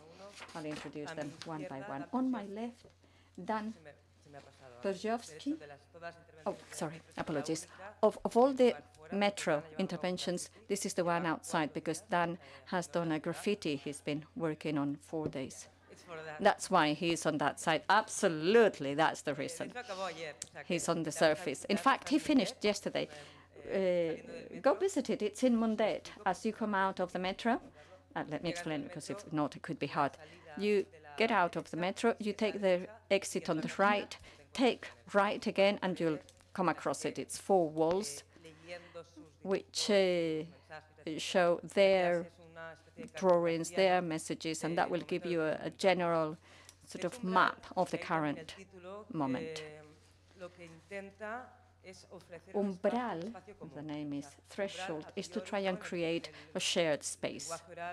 Umbral, we understand it's a place of crossing. It's the in-between space between one place and another, but nobody stays in the threshold. So we at Umbral, threshold, stand up for our right to be in that no man's land, which gives us the possibility of looking at things from a different perspectives. Umbral had 3 different perceptions, which we thought were interesting. The idea of liminaris, the limit, the border, the frontier, because a threshold is definitely a border, but also we have the concept of lumen in Umbral, which is light. So in a way, we try to throw some light in these forgotten spaces. And finally, it's also got to do with Umbral, with lumbre, which is the fire in the hearth, in the fireplace in the home. So with Umbral, we are talking about this border space, which we want to cross and we want to inhabit. And we want to project, throw some light into it through our interventions, the publications, the interventions in the metro. And we want to be able to rethink the city of Barcelona as our home, as our welcoming place. Because although you're here talking about human rights as a universal right, we know that not everybody has these universal rights because they are violated. So it is a place where we can project the need to go on fighting for these rights. So the best possible way to do this is to give a voice to artists so that from their own space they can give us their message. Now, the artists have been carefully selected. There are people who tend to move between artistic action and activism and who can establish a dialogue with the context they come from to communicate with something much more international, creating empathy so that we can all feel part of it. So I'm going to throw some questions to everybody. The idea is to establish a dialogue, but also with your contribution, the contribution of the floor. This is an open dialogue, and we don't want to have this transparent border between us and you. So I was saying, on my left, Dan Przewski. On my right, Estefania Peñafiel. She comes from Ecuador, lives in Paris. Her work can be found in Ciudadela Station. Dane García Andújar in Sánchez-de-Polu in Gracia. And finally, Rogelio López Cuenca and Telo Vega, who have a project in Plaza España. They'll talk about their projects, but I'll offer a couple of questions so that they can include them in their comments. I'd like to know about the importance of artistic creation, how today it's still a vehicle for denounce and for shared reflection, and what was the difference when we went to the public space. Sometimes when we talk about art and we work within institutions, even if we discuss certain subjects, there is a question that is there, who we're talking to, who's going to read this message. I think that by working in the street, that border disappears. There's no filter, regardless of our country of origin, age, or gender. The project is out there in the street, and it opens up a dialogue with any passerby. So there you have it. Artistic space, artistic intervention, public space, message. Let's see if we can have a shared reflection. May I start with Estefania? Yep. Sure. I'd like to perhaps offer some words about my project. I don't know if you've had a chance to look at it. It's in Ciudadela. I think you've already mentioned it. And, well, first, thank you, Emma, for your kind invitation. And let me go back to your words, because as an artist, I was invited to participate in the project, and I jumped to it because I thought it was very interesting, this idea of the threshold as a border, as a way of, as an element of light, and the threshold between visibility and invisibility, the border between presence and hiding. So with all this background, and also taking into account that we as artists don't just work in our workshops or in our ateliers, but also working in the public space, we need to think who we are talking to. I wanted to consider how I could catch the eye of the passerbys with some questions, with ideas that for us as artists, it was a bit of a challenge. I mean, this is not just a matter of design. We have to see how art can be a political action. We see that art can play a role. So for me, this was a bit of a challenge because I wasn't going to intervene in a gallery. This is the street. I mean, there are people walking by, all sorts of diverse people. So my proposal is based on an artistic action which then grew and it developed. So it's a series of pictures which are details from different media where I intervened in a plastic manner, and then it was enlarged. So I want to play with the idea of paradox. I think that art has political clout, political power, and I want to play with this paradox.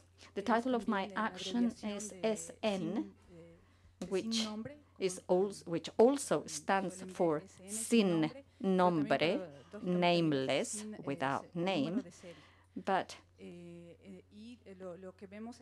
SN, it's also sin número de serie, without serial number. So what we see is a series of silhouettes which appear to be characters. And I worked with newspapers. I took the small messages which appear in newspapers from migrants. So working on the representation of migrants which appear in the media and which disappear in their generality. We've all looked at, read the newspaper, and they talk about, I don't know, a migrant woman, somebody from Senegal. They disappear in their generality. They are devoid of individuality. So trying to extract still the individuality of these anonymous individuals, because the media are not bothered about people really, they just want to sell news. What we end up seeing is just a mass of people without seeing persons. So I wanted to recover these silhouettes, the profiles of these migrants from the newspaper with an eraser. I suggest you do it. You're left in the end with a white halo if you delete, if you erase the profile. And funnily enough, when you erase the profile, the person stands out more. It becomes more visible. And so I wanted to show how the generality of these people gets lost in that mediated image. And I wonder whether we really see the act, see the picture of migrants. Can we really see what blurs our vision? I wanted to show the borders that blur our vision.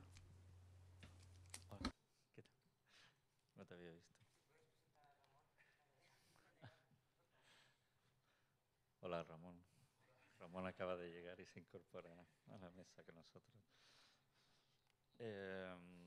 Bueno, recibo un poco al hilo. Well, thank you for having me.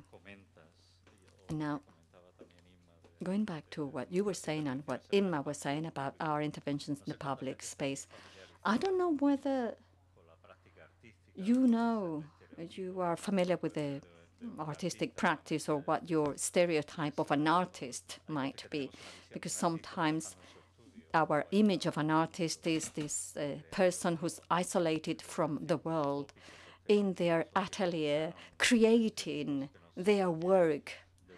And that comes from I don't know, a historical vision. But I think that Inma here has selected a series of artists who work in a particular way, because we are used to commissions. So we have to work outside our ateliers, our workshops.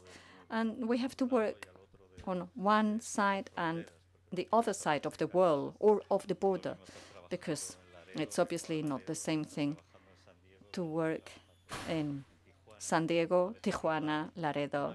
So this sometimes gives us a privileged vision, or at least it allows us to act as observers or mediators or as filters.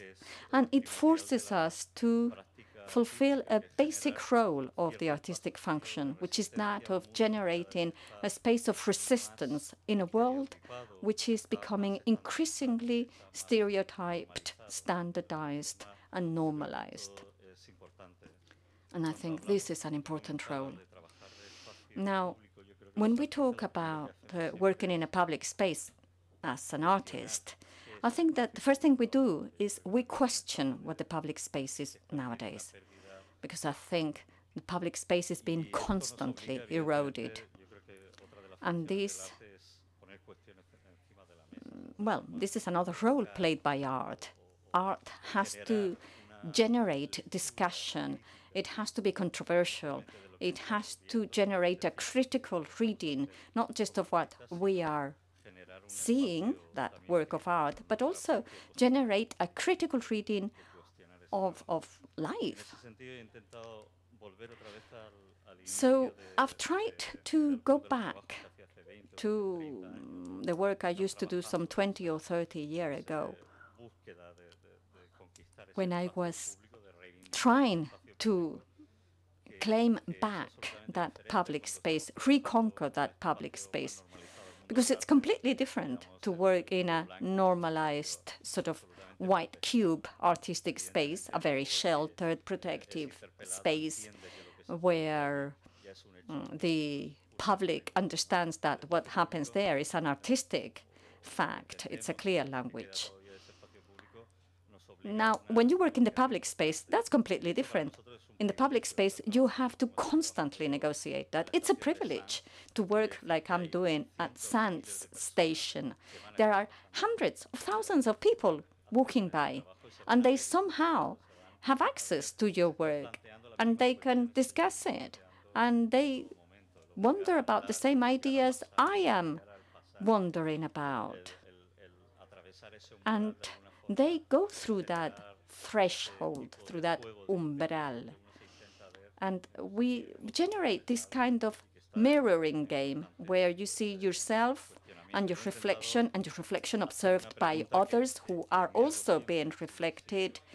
And this leads me to a question which I tend to ask myself: is this world our motherland?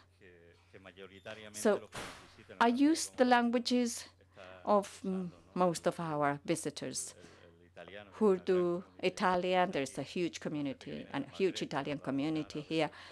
People from the Maghreb, they might speak Arabic or French. So language itself is a big issue. What is language? What are the borders of a language?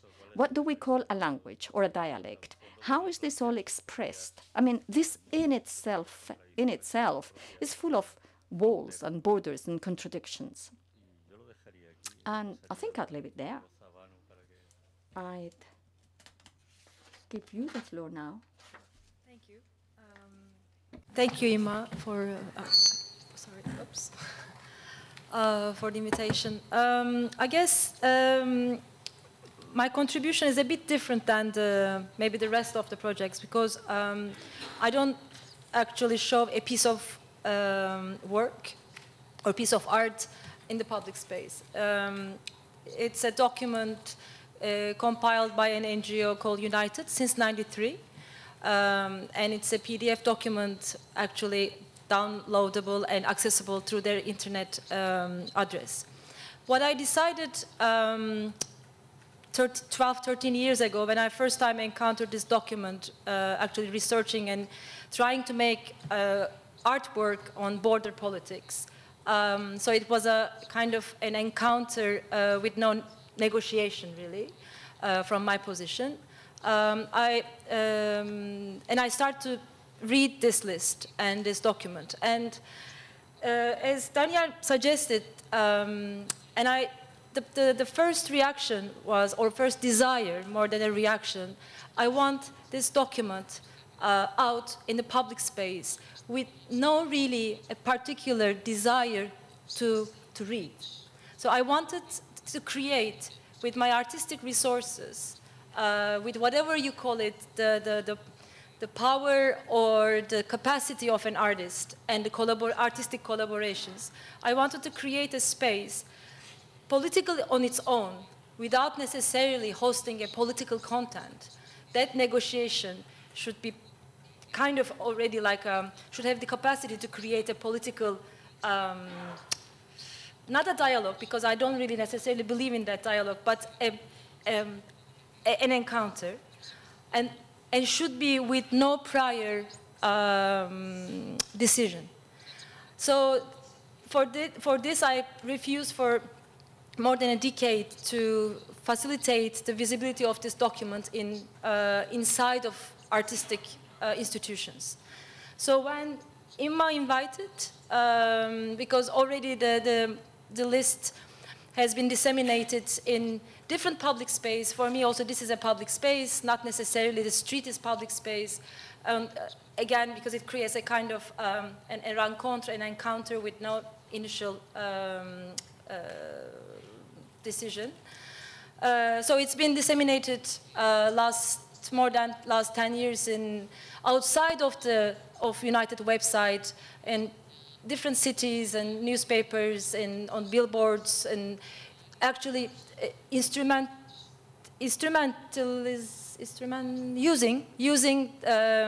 advertising structures and tools. So, and the reason of that actually, there's a certain kind of familiarity from the normal public, because as you mentioned also, people are busy, they have no time. There's a certain kind of unconscious familiarity developing when we walk on the street with a bombardment of knowledge, images, information, also a lot of crap. And how is, I mean, is there any possibility to enter to that space really? Without becoming too subtle, without becoming too aggressive, and a moment, just a minute of kind of catch can really trigger something. I think that would be my question. And again, like no expectation, no prior negotiation, and believing in that 1 minute or 2 minutes of rencontre, and then whatever it can lead eventually. I think public space can create through art, using art and artistic collaborations and interventions, that political space, not necessarily with the political content. That's what I'm interested in, actually.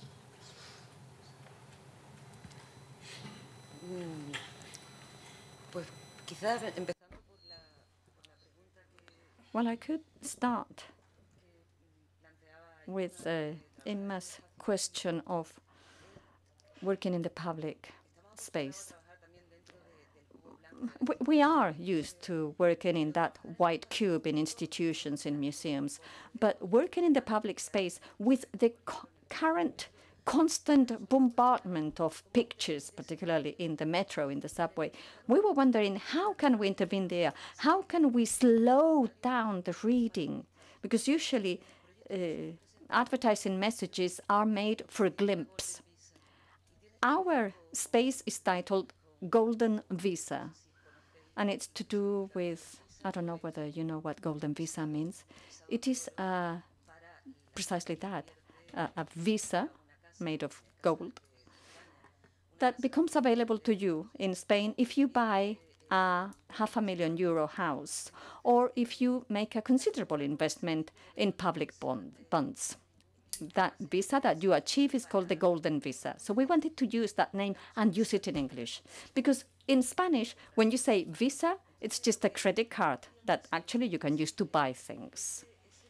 So we decided to use that name, Golden Visa, as an advertising slogan, with then a catchphrase, which is the small print.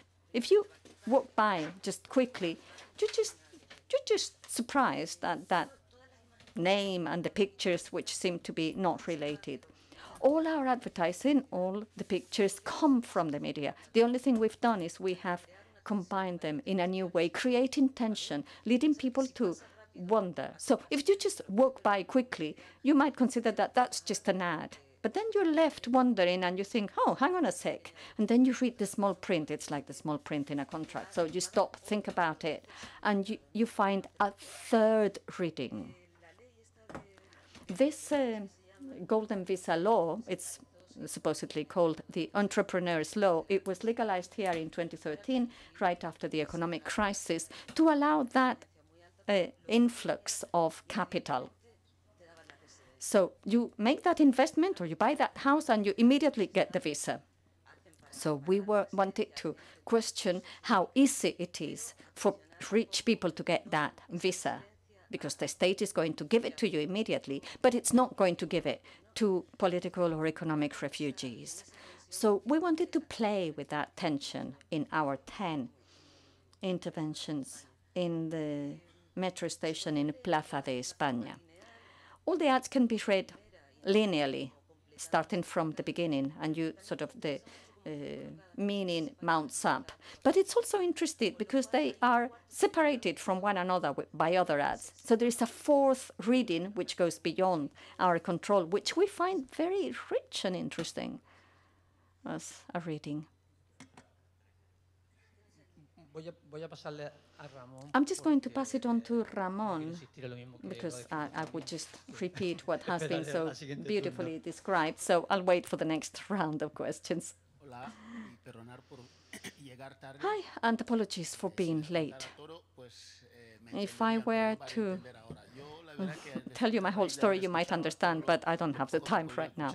Now, after listening to the bit that I have been able to listen, first I want to thank you for supporting people like me for a project like this, because usually in here there are no people like me, because this is Catalonia, not Malabo, which is my territory. So my part is the passional part. I love drawing, and many things have happened, and all those things, good things in this case, have led to people calling me an artist.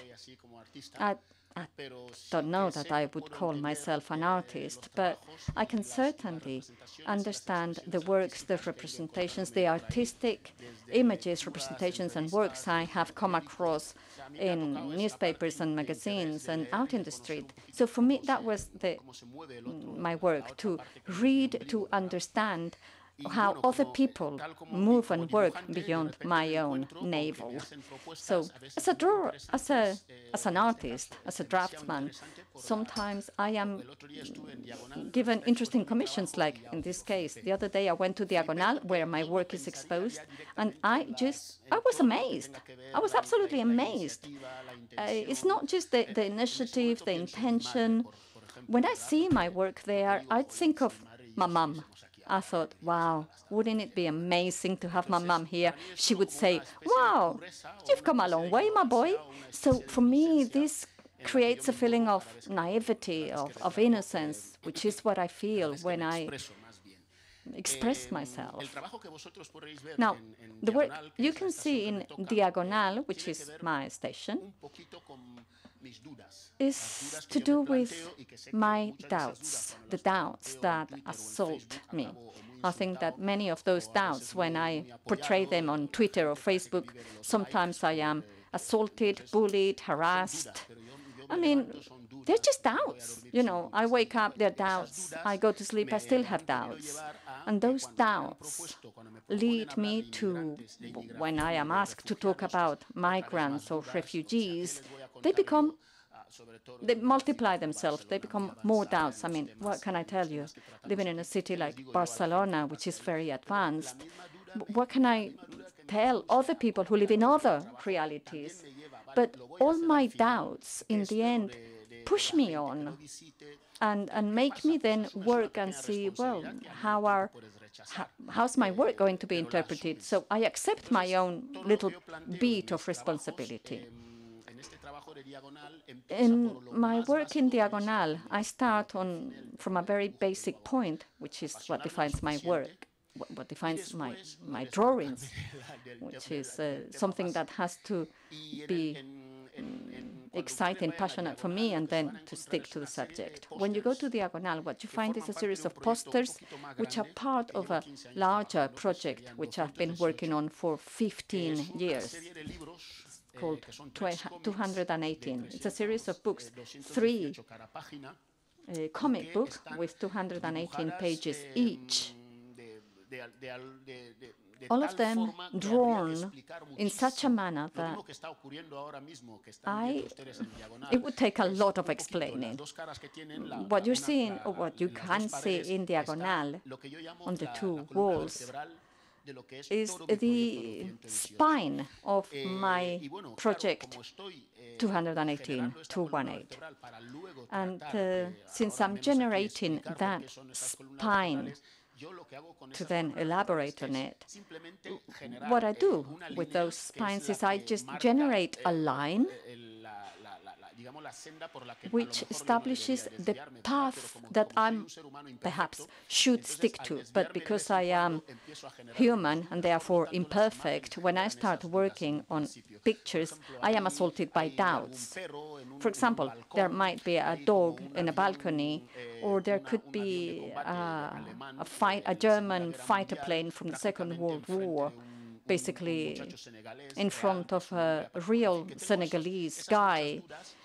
So I'm just full of doubts. For example, in the case of the fighter plane, I always ask myself, well, migration and refugees, for me, when I started looking into it, I realized that wars, inequalities, all those disasters for us, they have a basis, they have something that we can point at as the starting point. And I would say that the starting point in this case is Europe.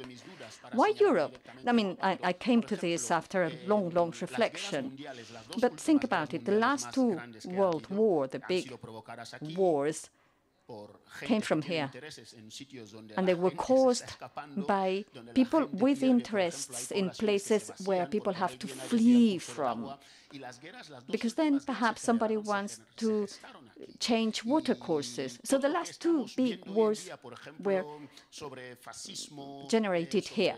So what we're seeing now to do with fascism, Nazism, the big extremes which brought about those wars back then, all those come from here. I'm not saying that all the blame rests on Europe's shoulders. It goes beyond that. But, for example, in the Second World War, we had Le Tirailleurs from Senegal. They had to move away from a scorched earth, and they became part of a war that was nothing to do with them. And at the end of the war, what happened to them? Well, history is there to answer the question. So we need to consider what is the cause of that inhuman flow of migrants and that huge growth of poverty for very easily explained reasons. So with all these, I am full of doubts, and all those doubts, in my case, always took me to Europe as an answer. Why Europe? If I thought the basis was always Europe, I might end up being accused as a hatred spokesperson, like happened to me in Facebook. I was censored. But when you have those doubts, which could be, for example, why does Europe tend to self-destruction and to cause the destruction of others? Why is the Congo pillaged? Why are there problems in South Africa or Madagascar? Nobody talks about Madagascar. We don't know what happens in Sao Tome Prince. So, I don't know. The whole thing generates doubts in me. And when, as an artist, I'm given the opportunity to act on this, I try to consider the kind of people who are going to have access to my work, which is going to be in the public space, in the huge public space, the metro of Barcelona. I mean, there are thousands of people walking past the metro every day. So with all those doubts, I haven't really got any answers, but I do have lots of questions. In Diagonal, I tried to use many details, many information which I gathered, for example, from the book of Migrants Who Are Unimportant by Oscar Jimeno from Salvador. Why do I talk about that book? Perhaps because now I'm living in El Salvador, because I can see how Salvador works. I've only been there for a month, but I can see how it works. So all these doubts take me to further questioning. I don't really get too many answers with my work, but I hope that my work, if you see it, will generate doubts in you as well. I don't know if I'm really sticking to the spine of my work, of what I wanted to say. I don't know if I'm really somebody who can express himself on this matter of such relevance. I just pass on my doubts to you. As I said, I would have loved to have shown my work to my mom, to make her proud of her son, who one day held a finger in his fingers, and he hardly did any studying. He doesn't have a highly developed, structured language to defend his ideas, but he can make them come across. So I invite you all to come to Diagonal and to all the other stations to see our work. Thank you. Dan? I want to point just several things small. So all this project and all these artists here, we are fighting not only stereotypes, but we also fight Santa Claus. I mean, every square centimeter is out of advertising in subway. Can you imagine? I mean, you may go and see this intervention in the city, but you don't realize how big work is behind them. And I think this is also a very important part of this exhibition, how to convince a city or a company or an institution to occupy several square meters with ideas and thoughts, and not with advertising. And I think it came out pretty well. And the other idea I want to tell you, I'm born and I live in Romania. And until 30 years old, I was living in a dictatorship. So I was in a country who was like guarding its own citizens not to escape. And now we are part of European Union, and I'm living in a country who guards his border, not other people to come in. It's a very interesting metaphor we are living now. And my parents came in Romania from Ukraine like 70 years ago, after the Second World War. And so when Ima invited me, I immediately resonated with this subject, with immigration, and with this flow of people going around. And my country have about 4 million people abroad working, and they don't want officially to receive 4,000 immigrants. And I never imagined my own country as being so cynical, right? You know, I lived through a revolution. I have all these hopes, right? All this utopic thing, freedom, no? And for a while it was, right? Going up. For a while I was showing in Istanbul. Now I don't know. So you don't know how these kind of things change, and it can change very slowly. So for me as an artist, I was interested in this extension of the white cube. You know, I work in the newspaper business since 30 years, so this was always going to public. And I found all these kind of projects very interesting, but in the same time, like Banu said, it's problematic when you're tackling these kind of issues, so how to stay like an independent mind in the place where independence is the issue. So it's a complicated game, right? You want to do good, and you may steer trouble, right? So this is not exactly like a game we do. It's a very serious job. And being like outside the protection of art history there is not easy, it's dangerous, right? It's like, you know, I'm not feeling comfortable in the public space. I can't stand, I'm at the age I cannot cope with like negative comments or, you know, like hate sometimes. So I try to avoid this if possible. So this is like an exit of the natural or exit of the comfort area. But because I do this personally, because I think we have to do this, everybody. we have to fight Santa Claus. Thank you. Bueno, aprovecho para introducir a... Let me introduce Teresa Margolles, who has just arrived. She was being interviewed elsewhere, so welcome, Teresa. So let's continue. Now, as Dan was just mentioning, this takes me to a question we all have. Artists or from the City Hall. I mean, what do we do being in this public space, which is something we tend to forget when there is an intervention like the work of Teresa Margolles.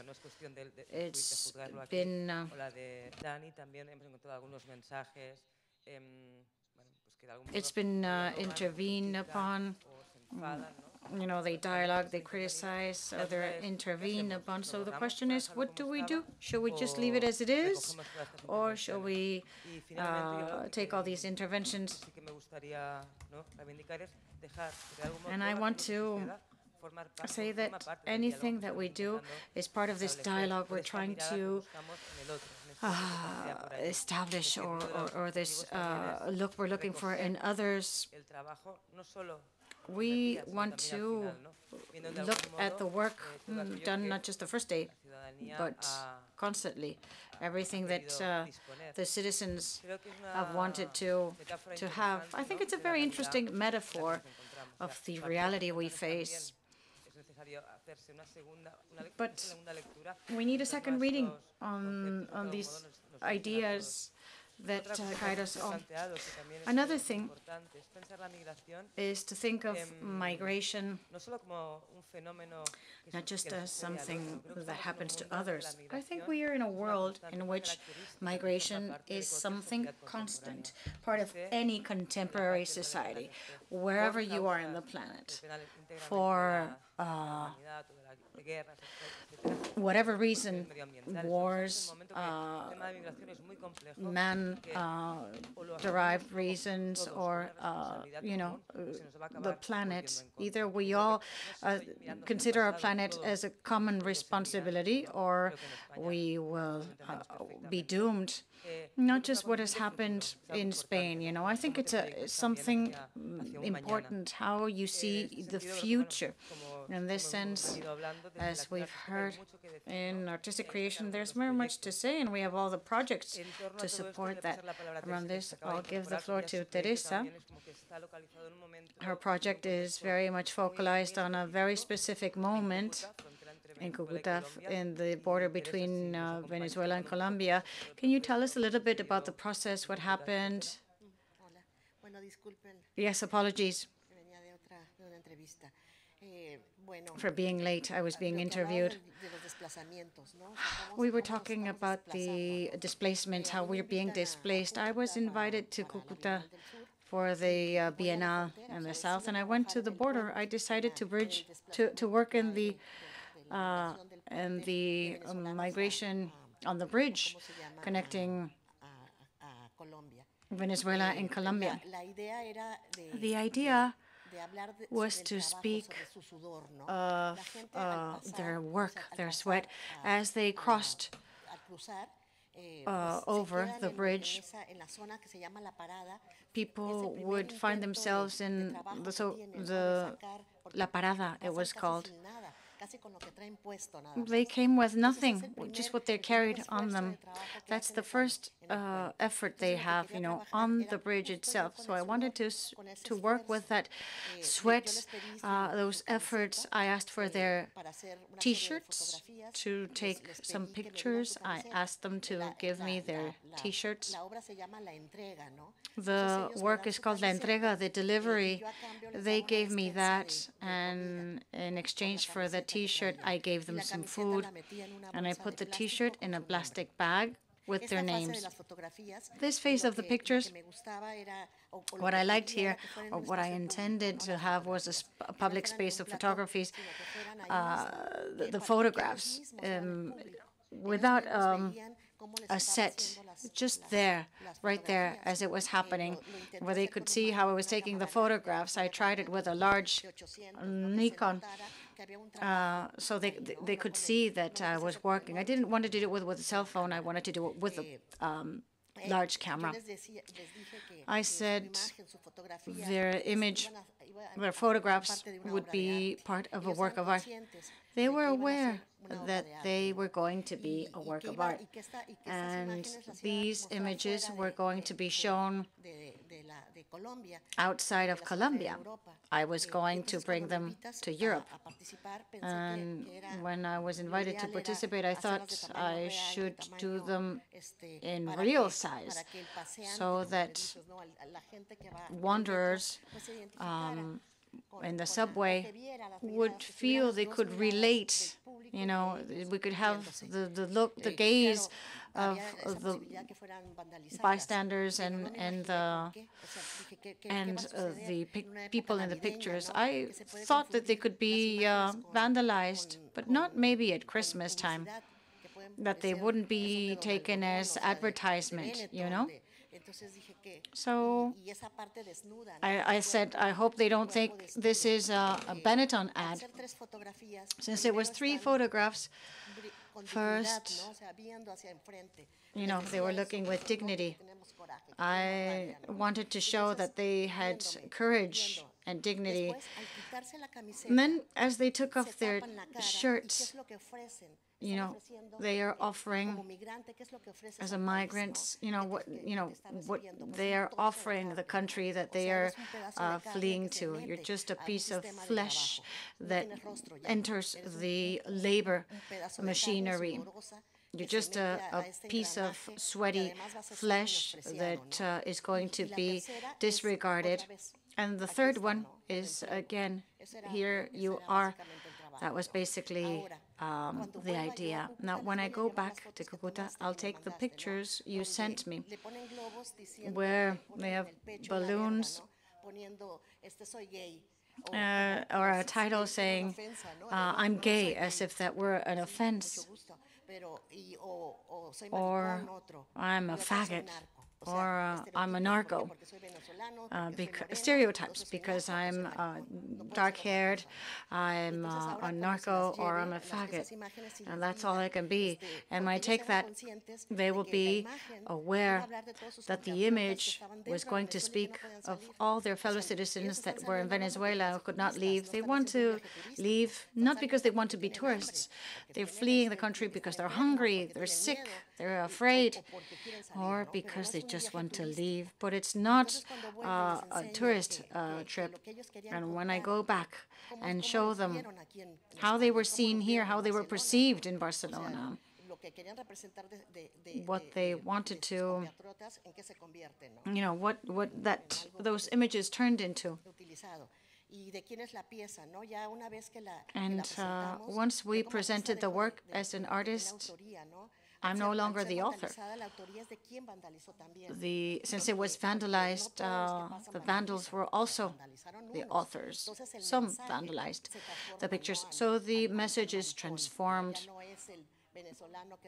Not just the Venezuelan saying, here I am. It's now saying, hi, I'm the faggot. In fact, as Teresa and Danny said, given the context generated, we have to speak of some concepts. When we speak of migration, it's a way, you know, of saying that there are many different kinds of migrants.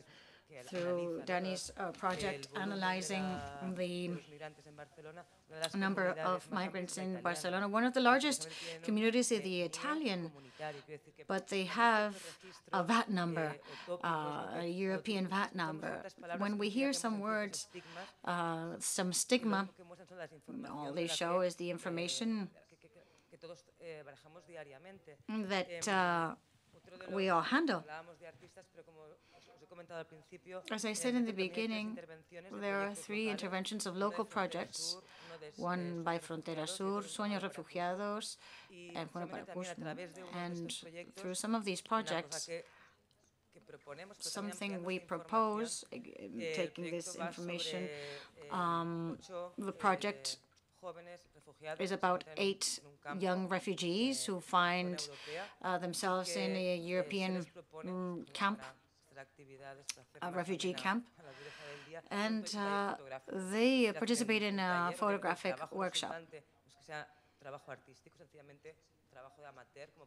Amateur photography, of course. And it's interesting to see how in this space, placing the work of these kids, was confronted with a passport that speaks of the current situation of each of them. I don't know if you'll be aware, but when a refugee arrives, the first thing they get is a red passport that they cannot travel with. Sometime after they get the blue passport. These 9 works, of these 9, only 1 has the blue passport. So there are many situations that are not easy.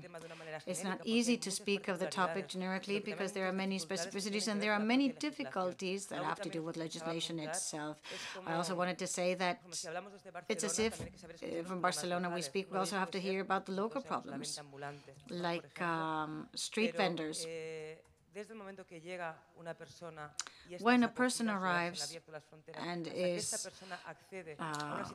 welcome until the time that they can work legally, 3 years go by. And between, there's this period of time in which this person has no options to live normally. So no matter how many things are done from municipalities, the problem derives from national legislation. So not until we can change around the legal framework will we be able, and still very many things are being done. It'll be very difficult to help these people. There's no choice.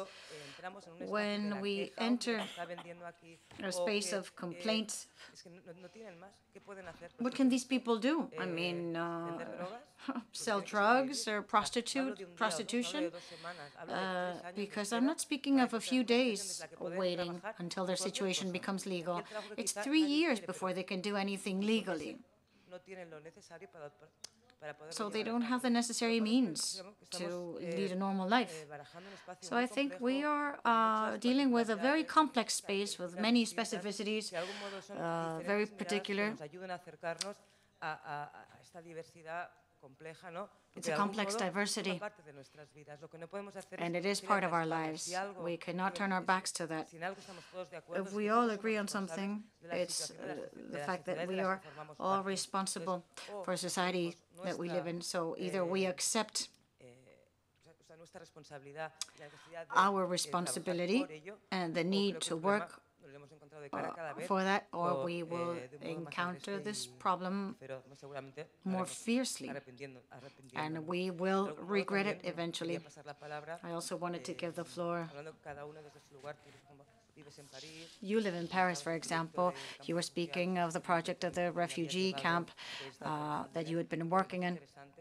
I think it's interesting, you know, how this has, the work with images and the refugees has changed around, and you have experienced all this. Yes, as you say, we also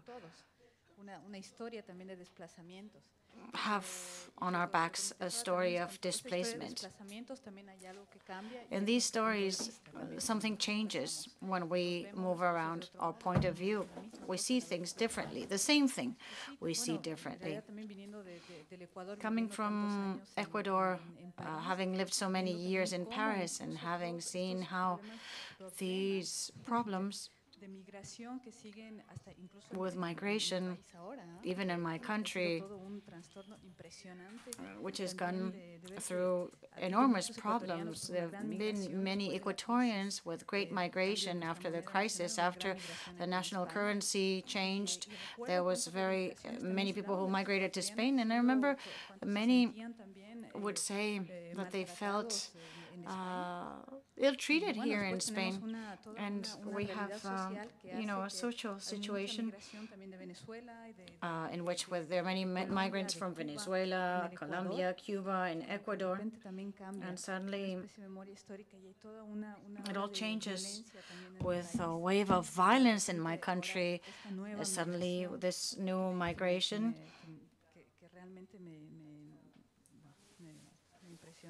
is really impressive.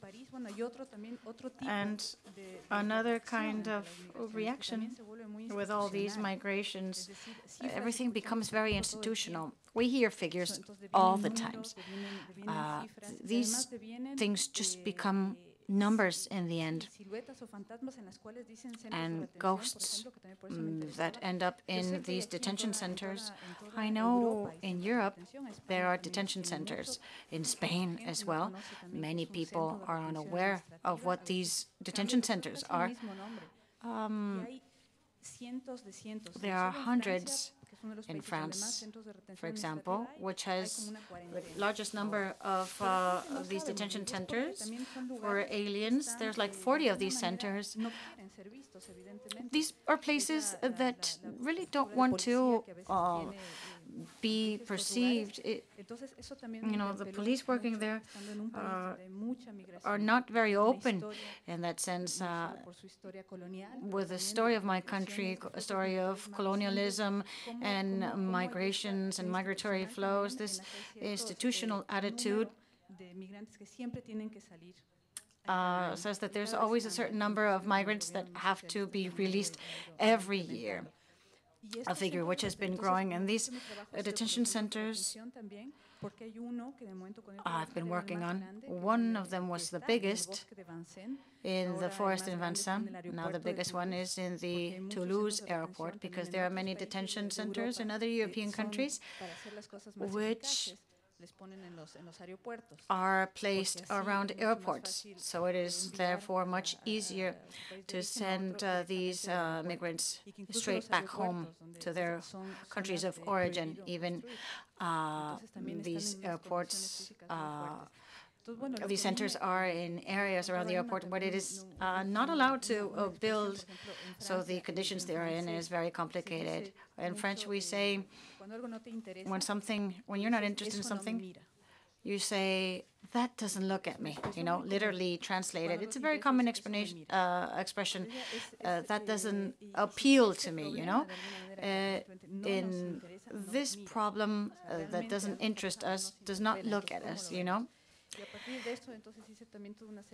So I worked on this because these places, as I was saying, are quite invisible. One of the biggest detention centers is in a forest within the police academy, a place that we drive by many times without knowing that this center is there. I don't know if I've been answering your question.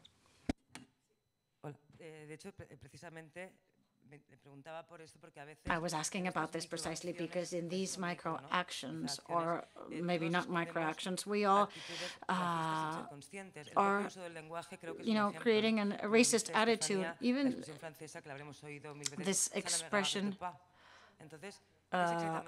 as she was saying, what is it exactly that's not looking at you? It is you who is not looking at it, and you're passing on the responsibility to others. It's not that you're not looking at it, it's just that you're just turning your back to it. You're saying it's not looking at me, when it's you who's not looking at it. Very important, this project of refugee camp, where you played around with a camera and you played with who was looking from where. Yes, because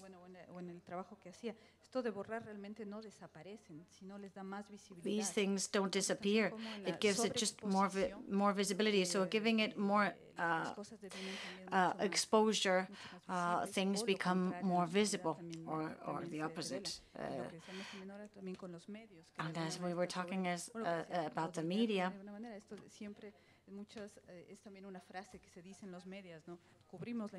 we cover the information. You cover the information. It's so covered. We cover it up, you know, so we cannot see it. So how do you see that in art and artists as well? What we can do is suggest a space for projection where these images of migration, amongst others, what is the real image beyond the representations available? What's the real representation? So maybe we should give it a projection that is more a reality, more than the stereotype images that we're also used to.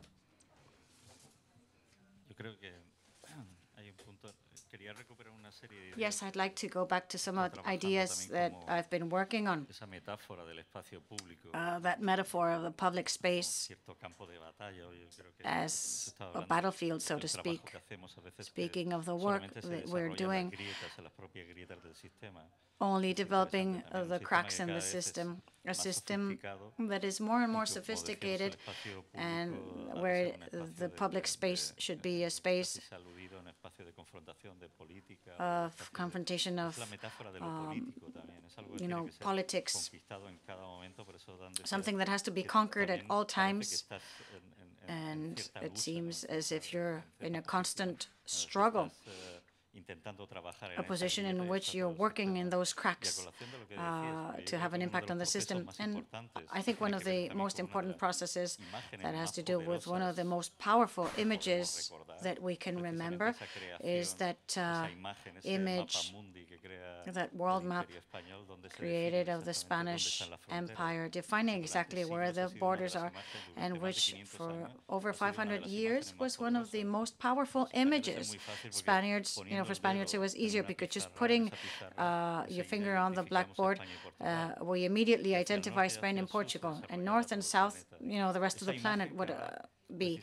That image has to do with what you mentioned, the fact that prisons, airports, those infrastructures, that process of post-capitalism is where a new frontier is going to be drawn. Not just the fact that ICTs have released anything from us industrial to informational society. It's going to, you know, speaking of Foucault, that tower, you know, the electronic situation is different from the physical situation. We've gone through a process in which everything is globalized. Capital, the great global casino, politics have been globalized, but we physically, as human beings, we are subject still to the laws of the nation state. It's not the same to be in Tarifa surfing and you take the ferry and you go to Africa in 20 minutes and you eat your couscous, different from those in the cafe in Jaca. Those who have been migrating in Africa could be taking their tea and seeing how Europeans are doing kite surf, you know, but that's precisely what you cannot globalize. That double frontier is being created, and each one of us, you know, the world map has changed. We carry it with us now, but we are in a trap. We're always in the center of the planet wherever we go. Our navel generates the center. We don't even use that technology of the Spanish Empire, north, south, east, west. You know, Santiago de Chile down south. We're not using that technology anymore. What we're doing now is wherever we go now, we are the center, and that surveillance tower is changing. We know that the rich want to live more. They're digitalizing their bodies to try to modify genetically. They're trying to move, and we see how they are restructuring themselves through other frontiers. Food, access to fresh food, access to spaces where the air is pure, and they are displacing the poor towards other places. In a country as tourist-based as ours, we don't speak of migrated people. We speak of workers we are importing so that they are cheap labor for the rest of us. having people with a golden visa in Malaga or Mallorca, or having people here, tourists. You know, there are many people in this country. We have one of the countries with the largest percentage of foreign inhabitants. But no one complains, you know. If they're Belgian or Swiss, then that's all right with us. Those borders, almost all the planet, almost all the transitions in universities are at 120, 130 around the world, which is where it's cheaper to fly, where those detention centers are, where people are, where the works of art are going, where the museums and universities, where the drug goes, you know, many spaces. And that trip and that map, what we're hiding is the rest. Where we don't find that large airport where it costs $2,000 to fly to that place, but there are also people there. There are also artists, people writing, people thinking, people loving, people who do transactions. But the system is somehow neglecting them to use them for other purposes. So we're generating more and more frontiers, and we're adding to the limits that there are, we're adding many more limits. We don't have much time left, so I think it's now to open the floor now. If anybody has a question or a comment, we can obviously continue discussing, but I think we only have some 10 minutes left.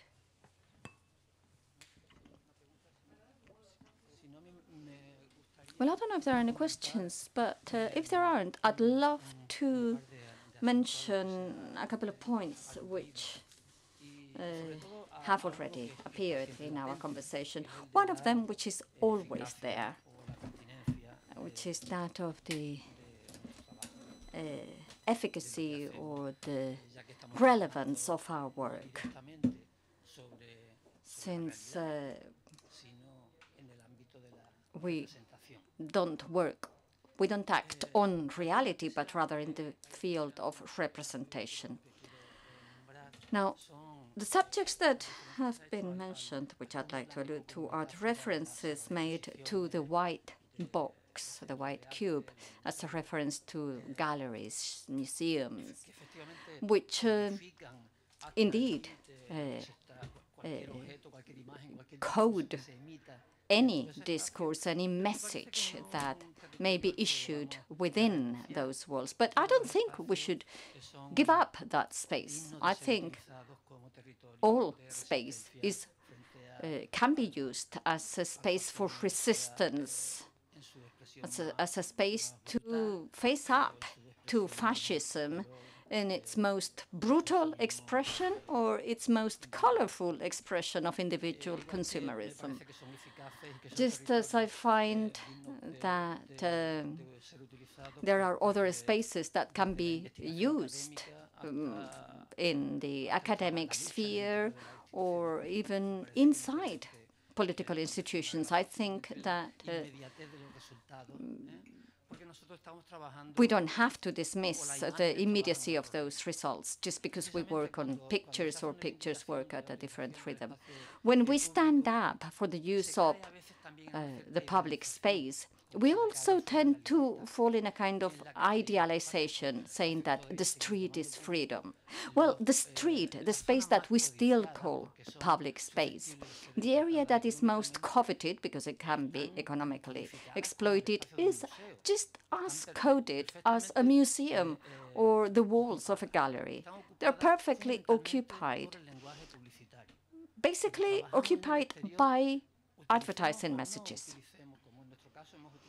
When we work out in the street, we can use the advertising language as a subterfuge. And even if we don't, we're still competing against them with their immediacy, with that constant flow of pictures, which is, I believe, the key challenge. We need to somehow try to slow things down, try to create an obstacle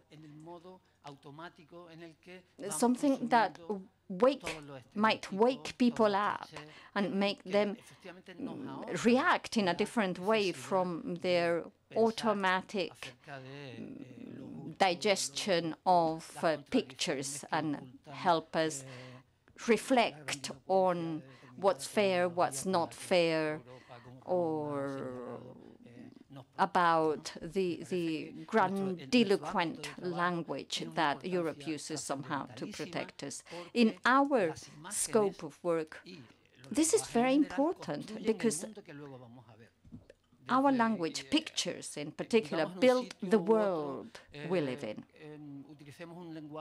Whether we live in a country or another, we use one medium or another, we'll use the same kind of terminology. So I think that questioning stereotypes and cliches is a battlefield which is just as basic as the battlefield used by social struggles or the inside of political institutions.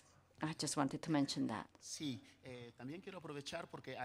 Yes, I also wanted to go back to Emma's question.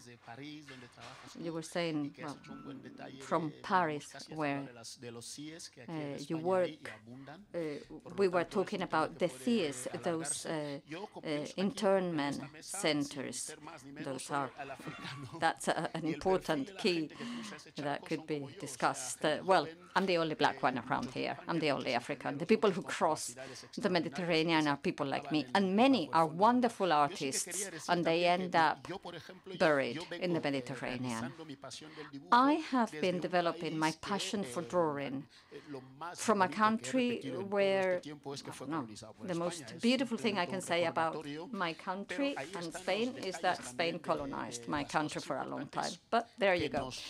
That's just how it is. That's part of the space we have to work with.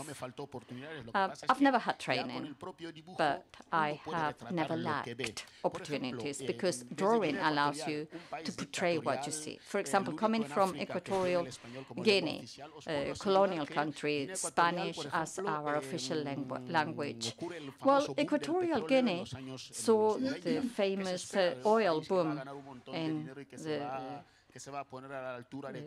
90s. So what was expected from a country like that? Well, it was expected that the population, less than 1 million people, would have a better life. Well, it didn't work out like that. I used to work in my country in that dictatorship, and when ministers fell ill, where did they go? To Europe. When you wanted to buy something that was more or less your size and that looked good, it would be European. Now, if you're an artist from Africa and you start making your name, you want to be known in Europe. Europe is very present for us. Europe is a destination where you get to on a plane, on a boat, or on a raft. When there was the boom of oil in Equatorial Guinea, there was a huge flow of migrants. Well, perhaps when people go to Europe, they're migrants. But when they come into an African country, they are not called migrants. But most of those young people would come to those African countries with an oil boom, with supposedly a peaceful situation. And when they go to countries like mine, if you don't really look for the reason why those people are coming, and you know it's not just money, because, I mean, why would you come here for the money if you end up living in stark poverty? No, when you look into that, you realize that many of them take Equatorial Guinea to then make some money, and as they do with Libya or Morocco, the northern border of the Mediterranean, for us to then go into Europe. They make some money, those 8,000, 12,000 euro, and then what do? Well, Equatorial Guinea becomes a stepping stone towards the north. So, can you be an artist? Of course you can, but what for? Many people talk about illiteracy in Africa. People talk about how all the facts and figures from United Nations or from Europe are not understood. Everybody is supposedly really well informed, but we don't understand that information. Well, all those facts and figures, all that information for us is reflected in that journey that those people take, those people set off on, and which is very often a journey into death. Now, if they could make €8,000 a year in a country like mine, why wouldn't they stay there and just live? That for me is the beginning of a story. I can sit in front of any of those people who are about to embark on that journey and write a kind of comic story, a graphic novel with their potential lives, so that people who don't really feel like reading a newspaper can find out about the lives of those people who might just turn up in your neighborhood, looking around in the rubbish bins, and you might despise them because they're half naked and they don't speak your language.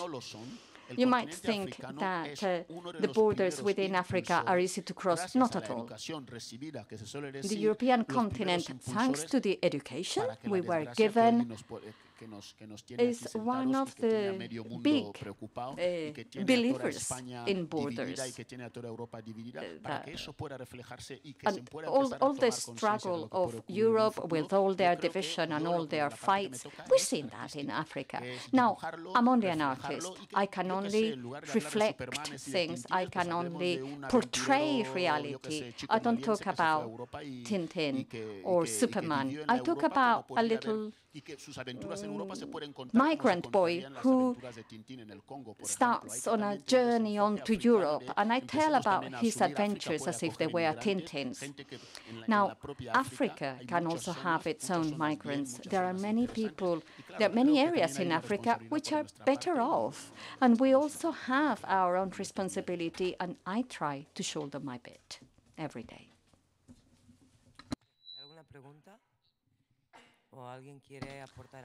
Are there any questions or comments, anything to contribute about everything that's been said here? Yep, right here.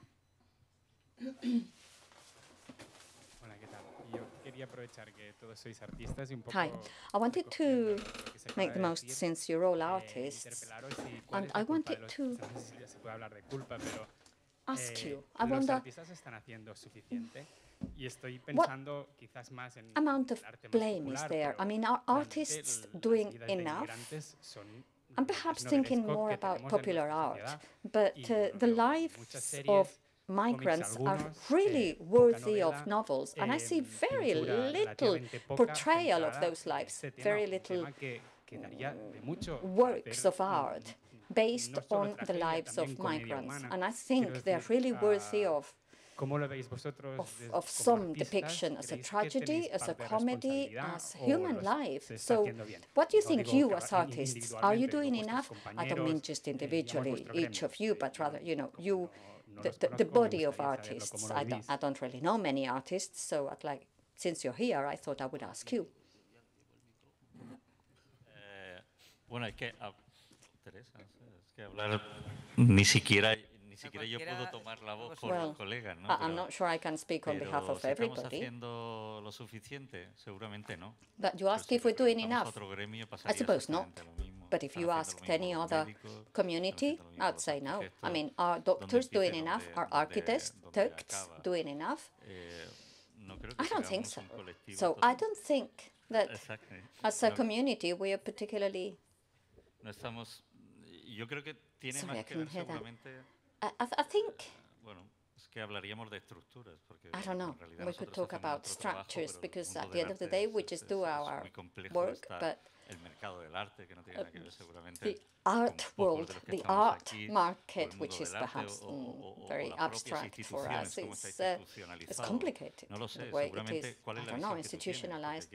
I don't know, I mean, what is your vision? Because there are some institutions, there's a museum right here, next door, and it reflects artists, but the institution itself has its own position, and other institutions have other attitudes. So I don't really think I can offer a generalized answer.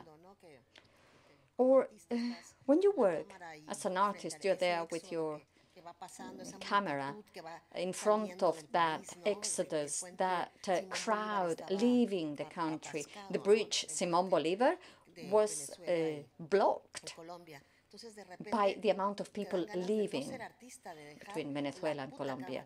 You feel like giving up your bloody camera and just getting to work with those people. What's the point of a photograph when you're seeing hunger, when you're seeing despair?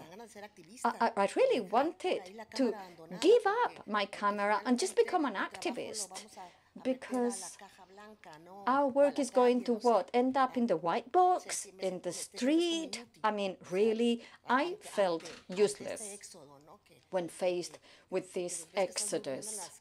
People living in the street.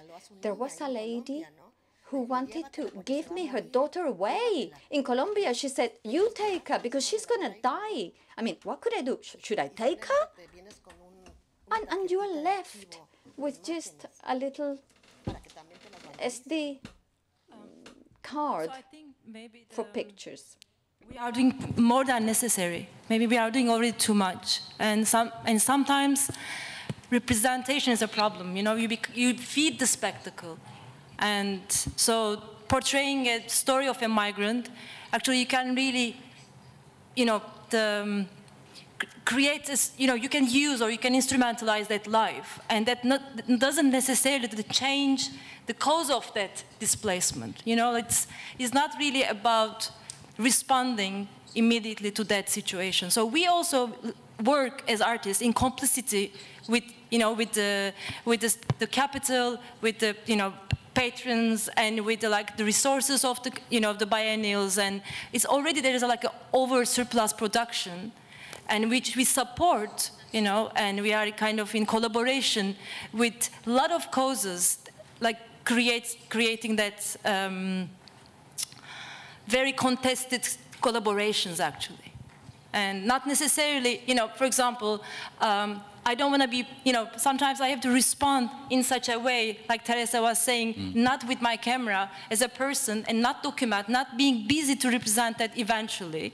Because the problem is, you know, people have to respond with their human capacity and their physical capacity, rather than being silent and make a seminar or an exhibition about the genocide. You know, that's the problem. Because we don't respond, you know, we maybe think too much with our profession or with our work, but rather sometimes we have to give up on that and just be there and do something about, like, on that moment with our human capacity and not with our profession. And so I think we have to be more flexible, and we have not just artists, they have to do their own work and collaborate from one biennial to another biennial, from one institution to another institution to portray, because meanwhile, as we already, I mean, we collaborated, you know, people are really dying right now when we are talking about these things. And talking more about those won't change necessarily. We need to change other things. I don't know what, but maybe we are doing more than enough. Your question is very important. We all have it. As you see, there are different answers to that. Like, I've been working in the printed media in my country since 30 years, and if you look at it now, you'll throw up. And say, what have you done this 30 years? I said, I did something, and maybe without me, it will look even worse or whatever.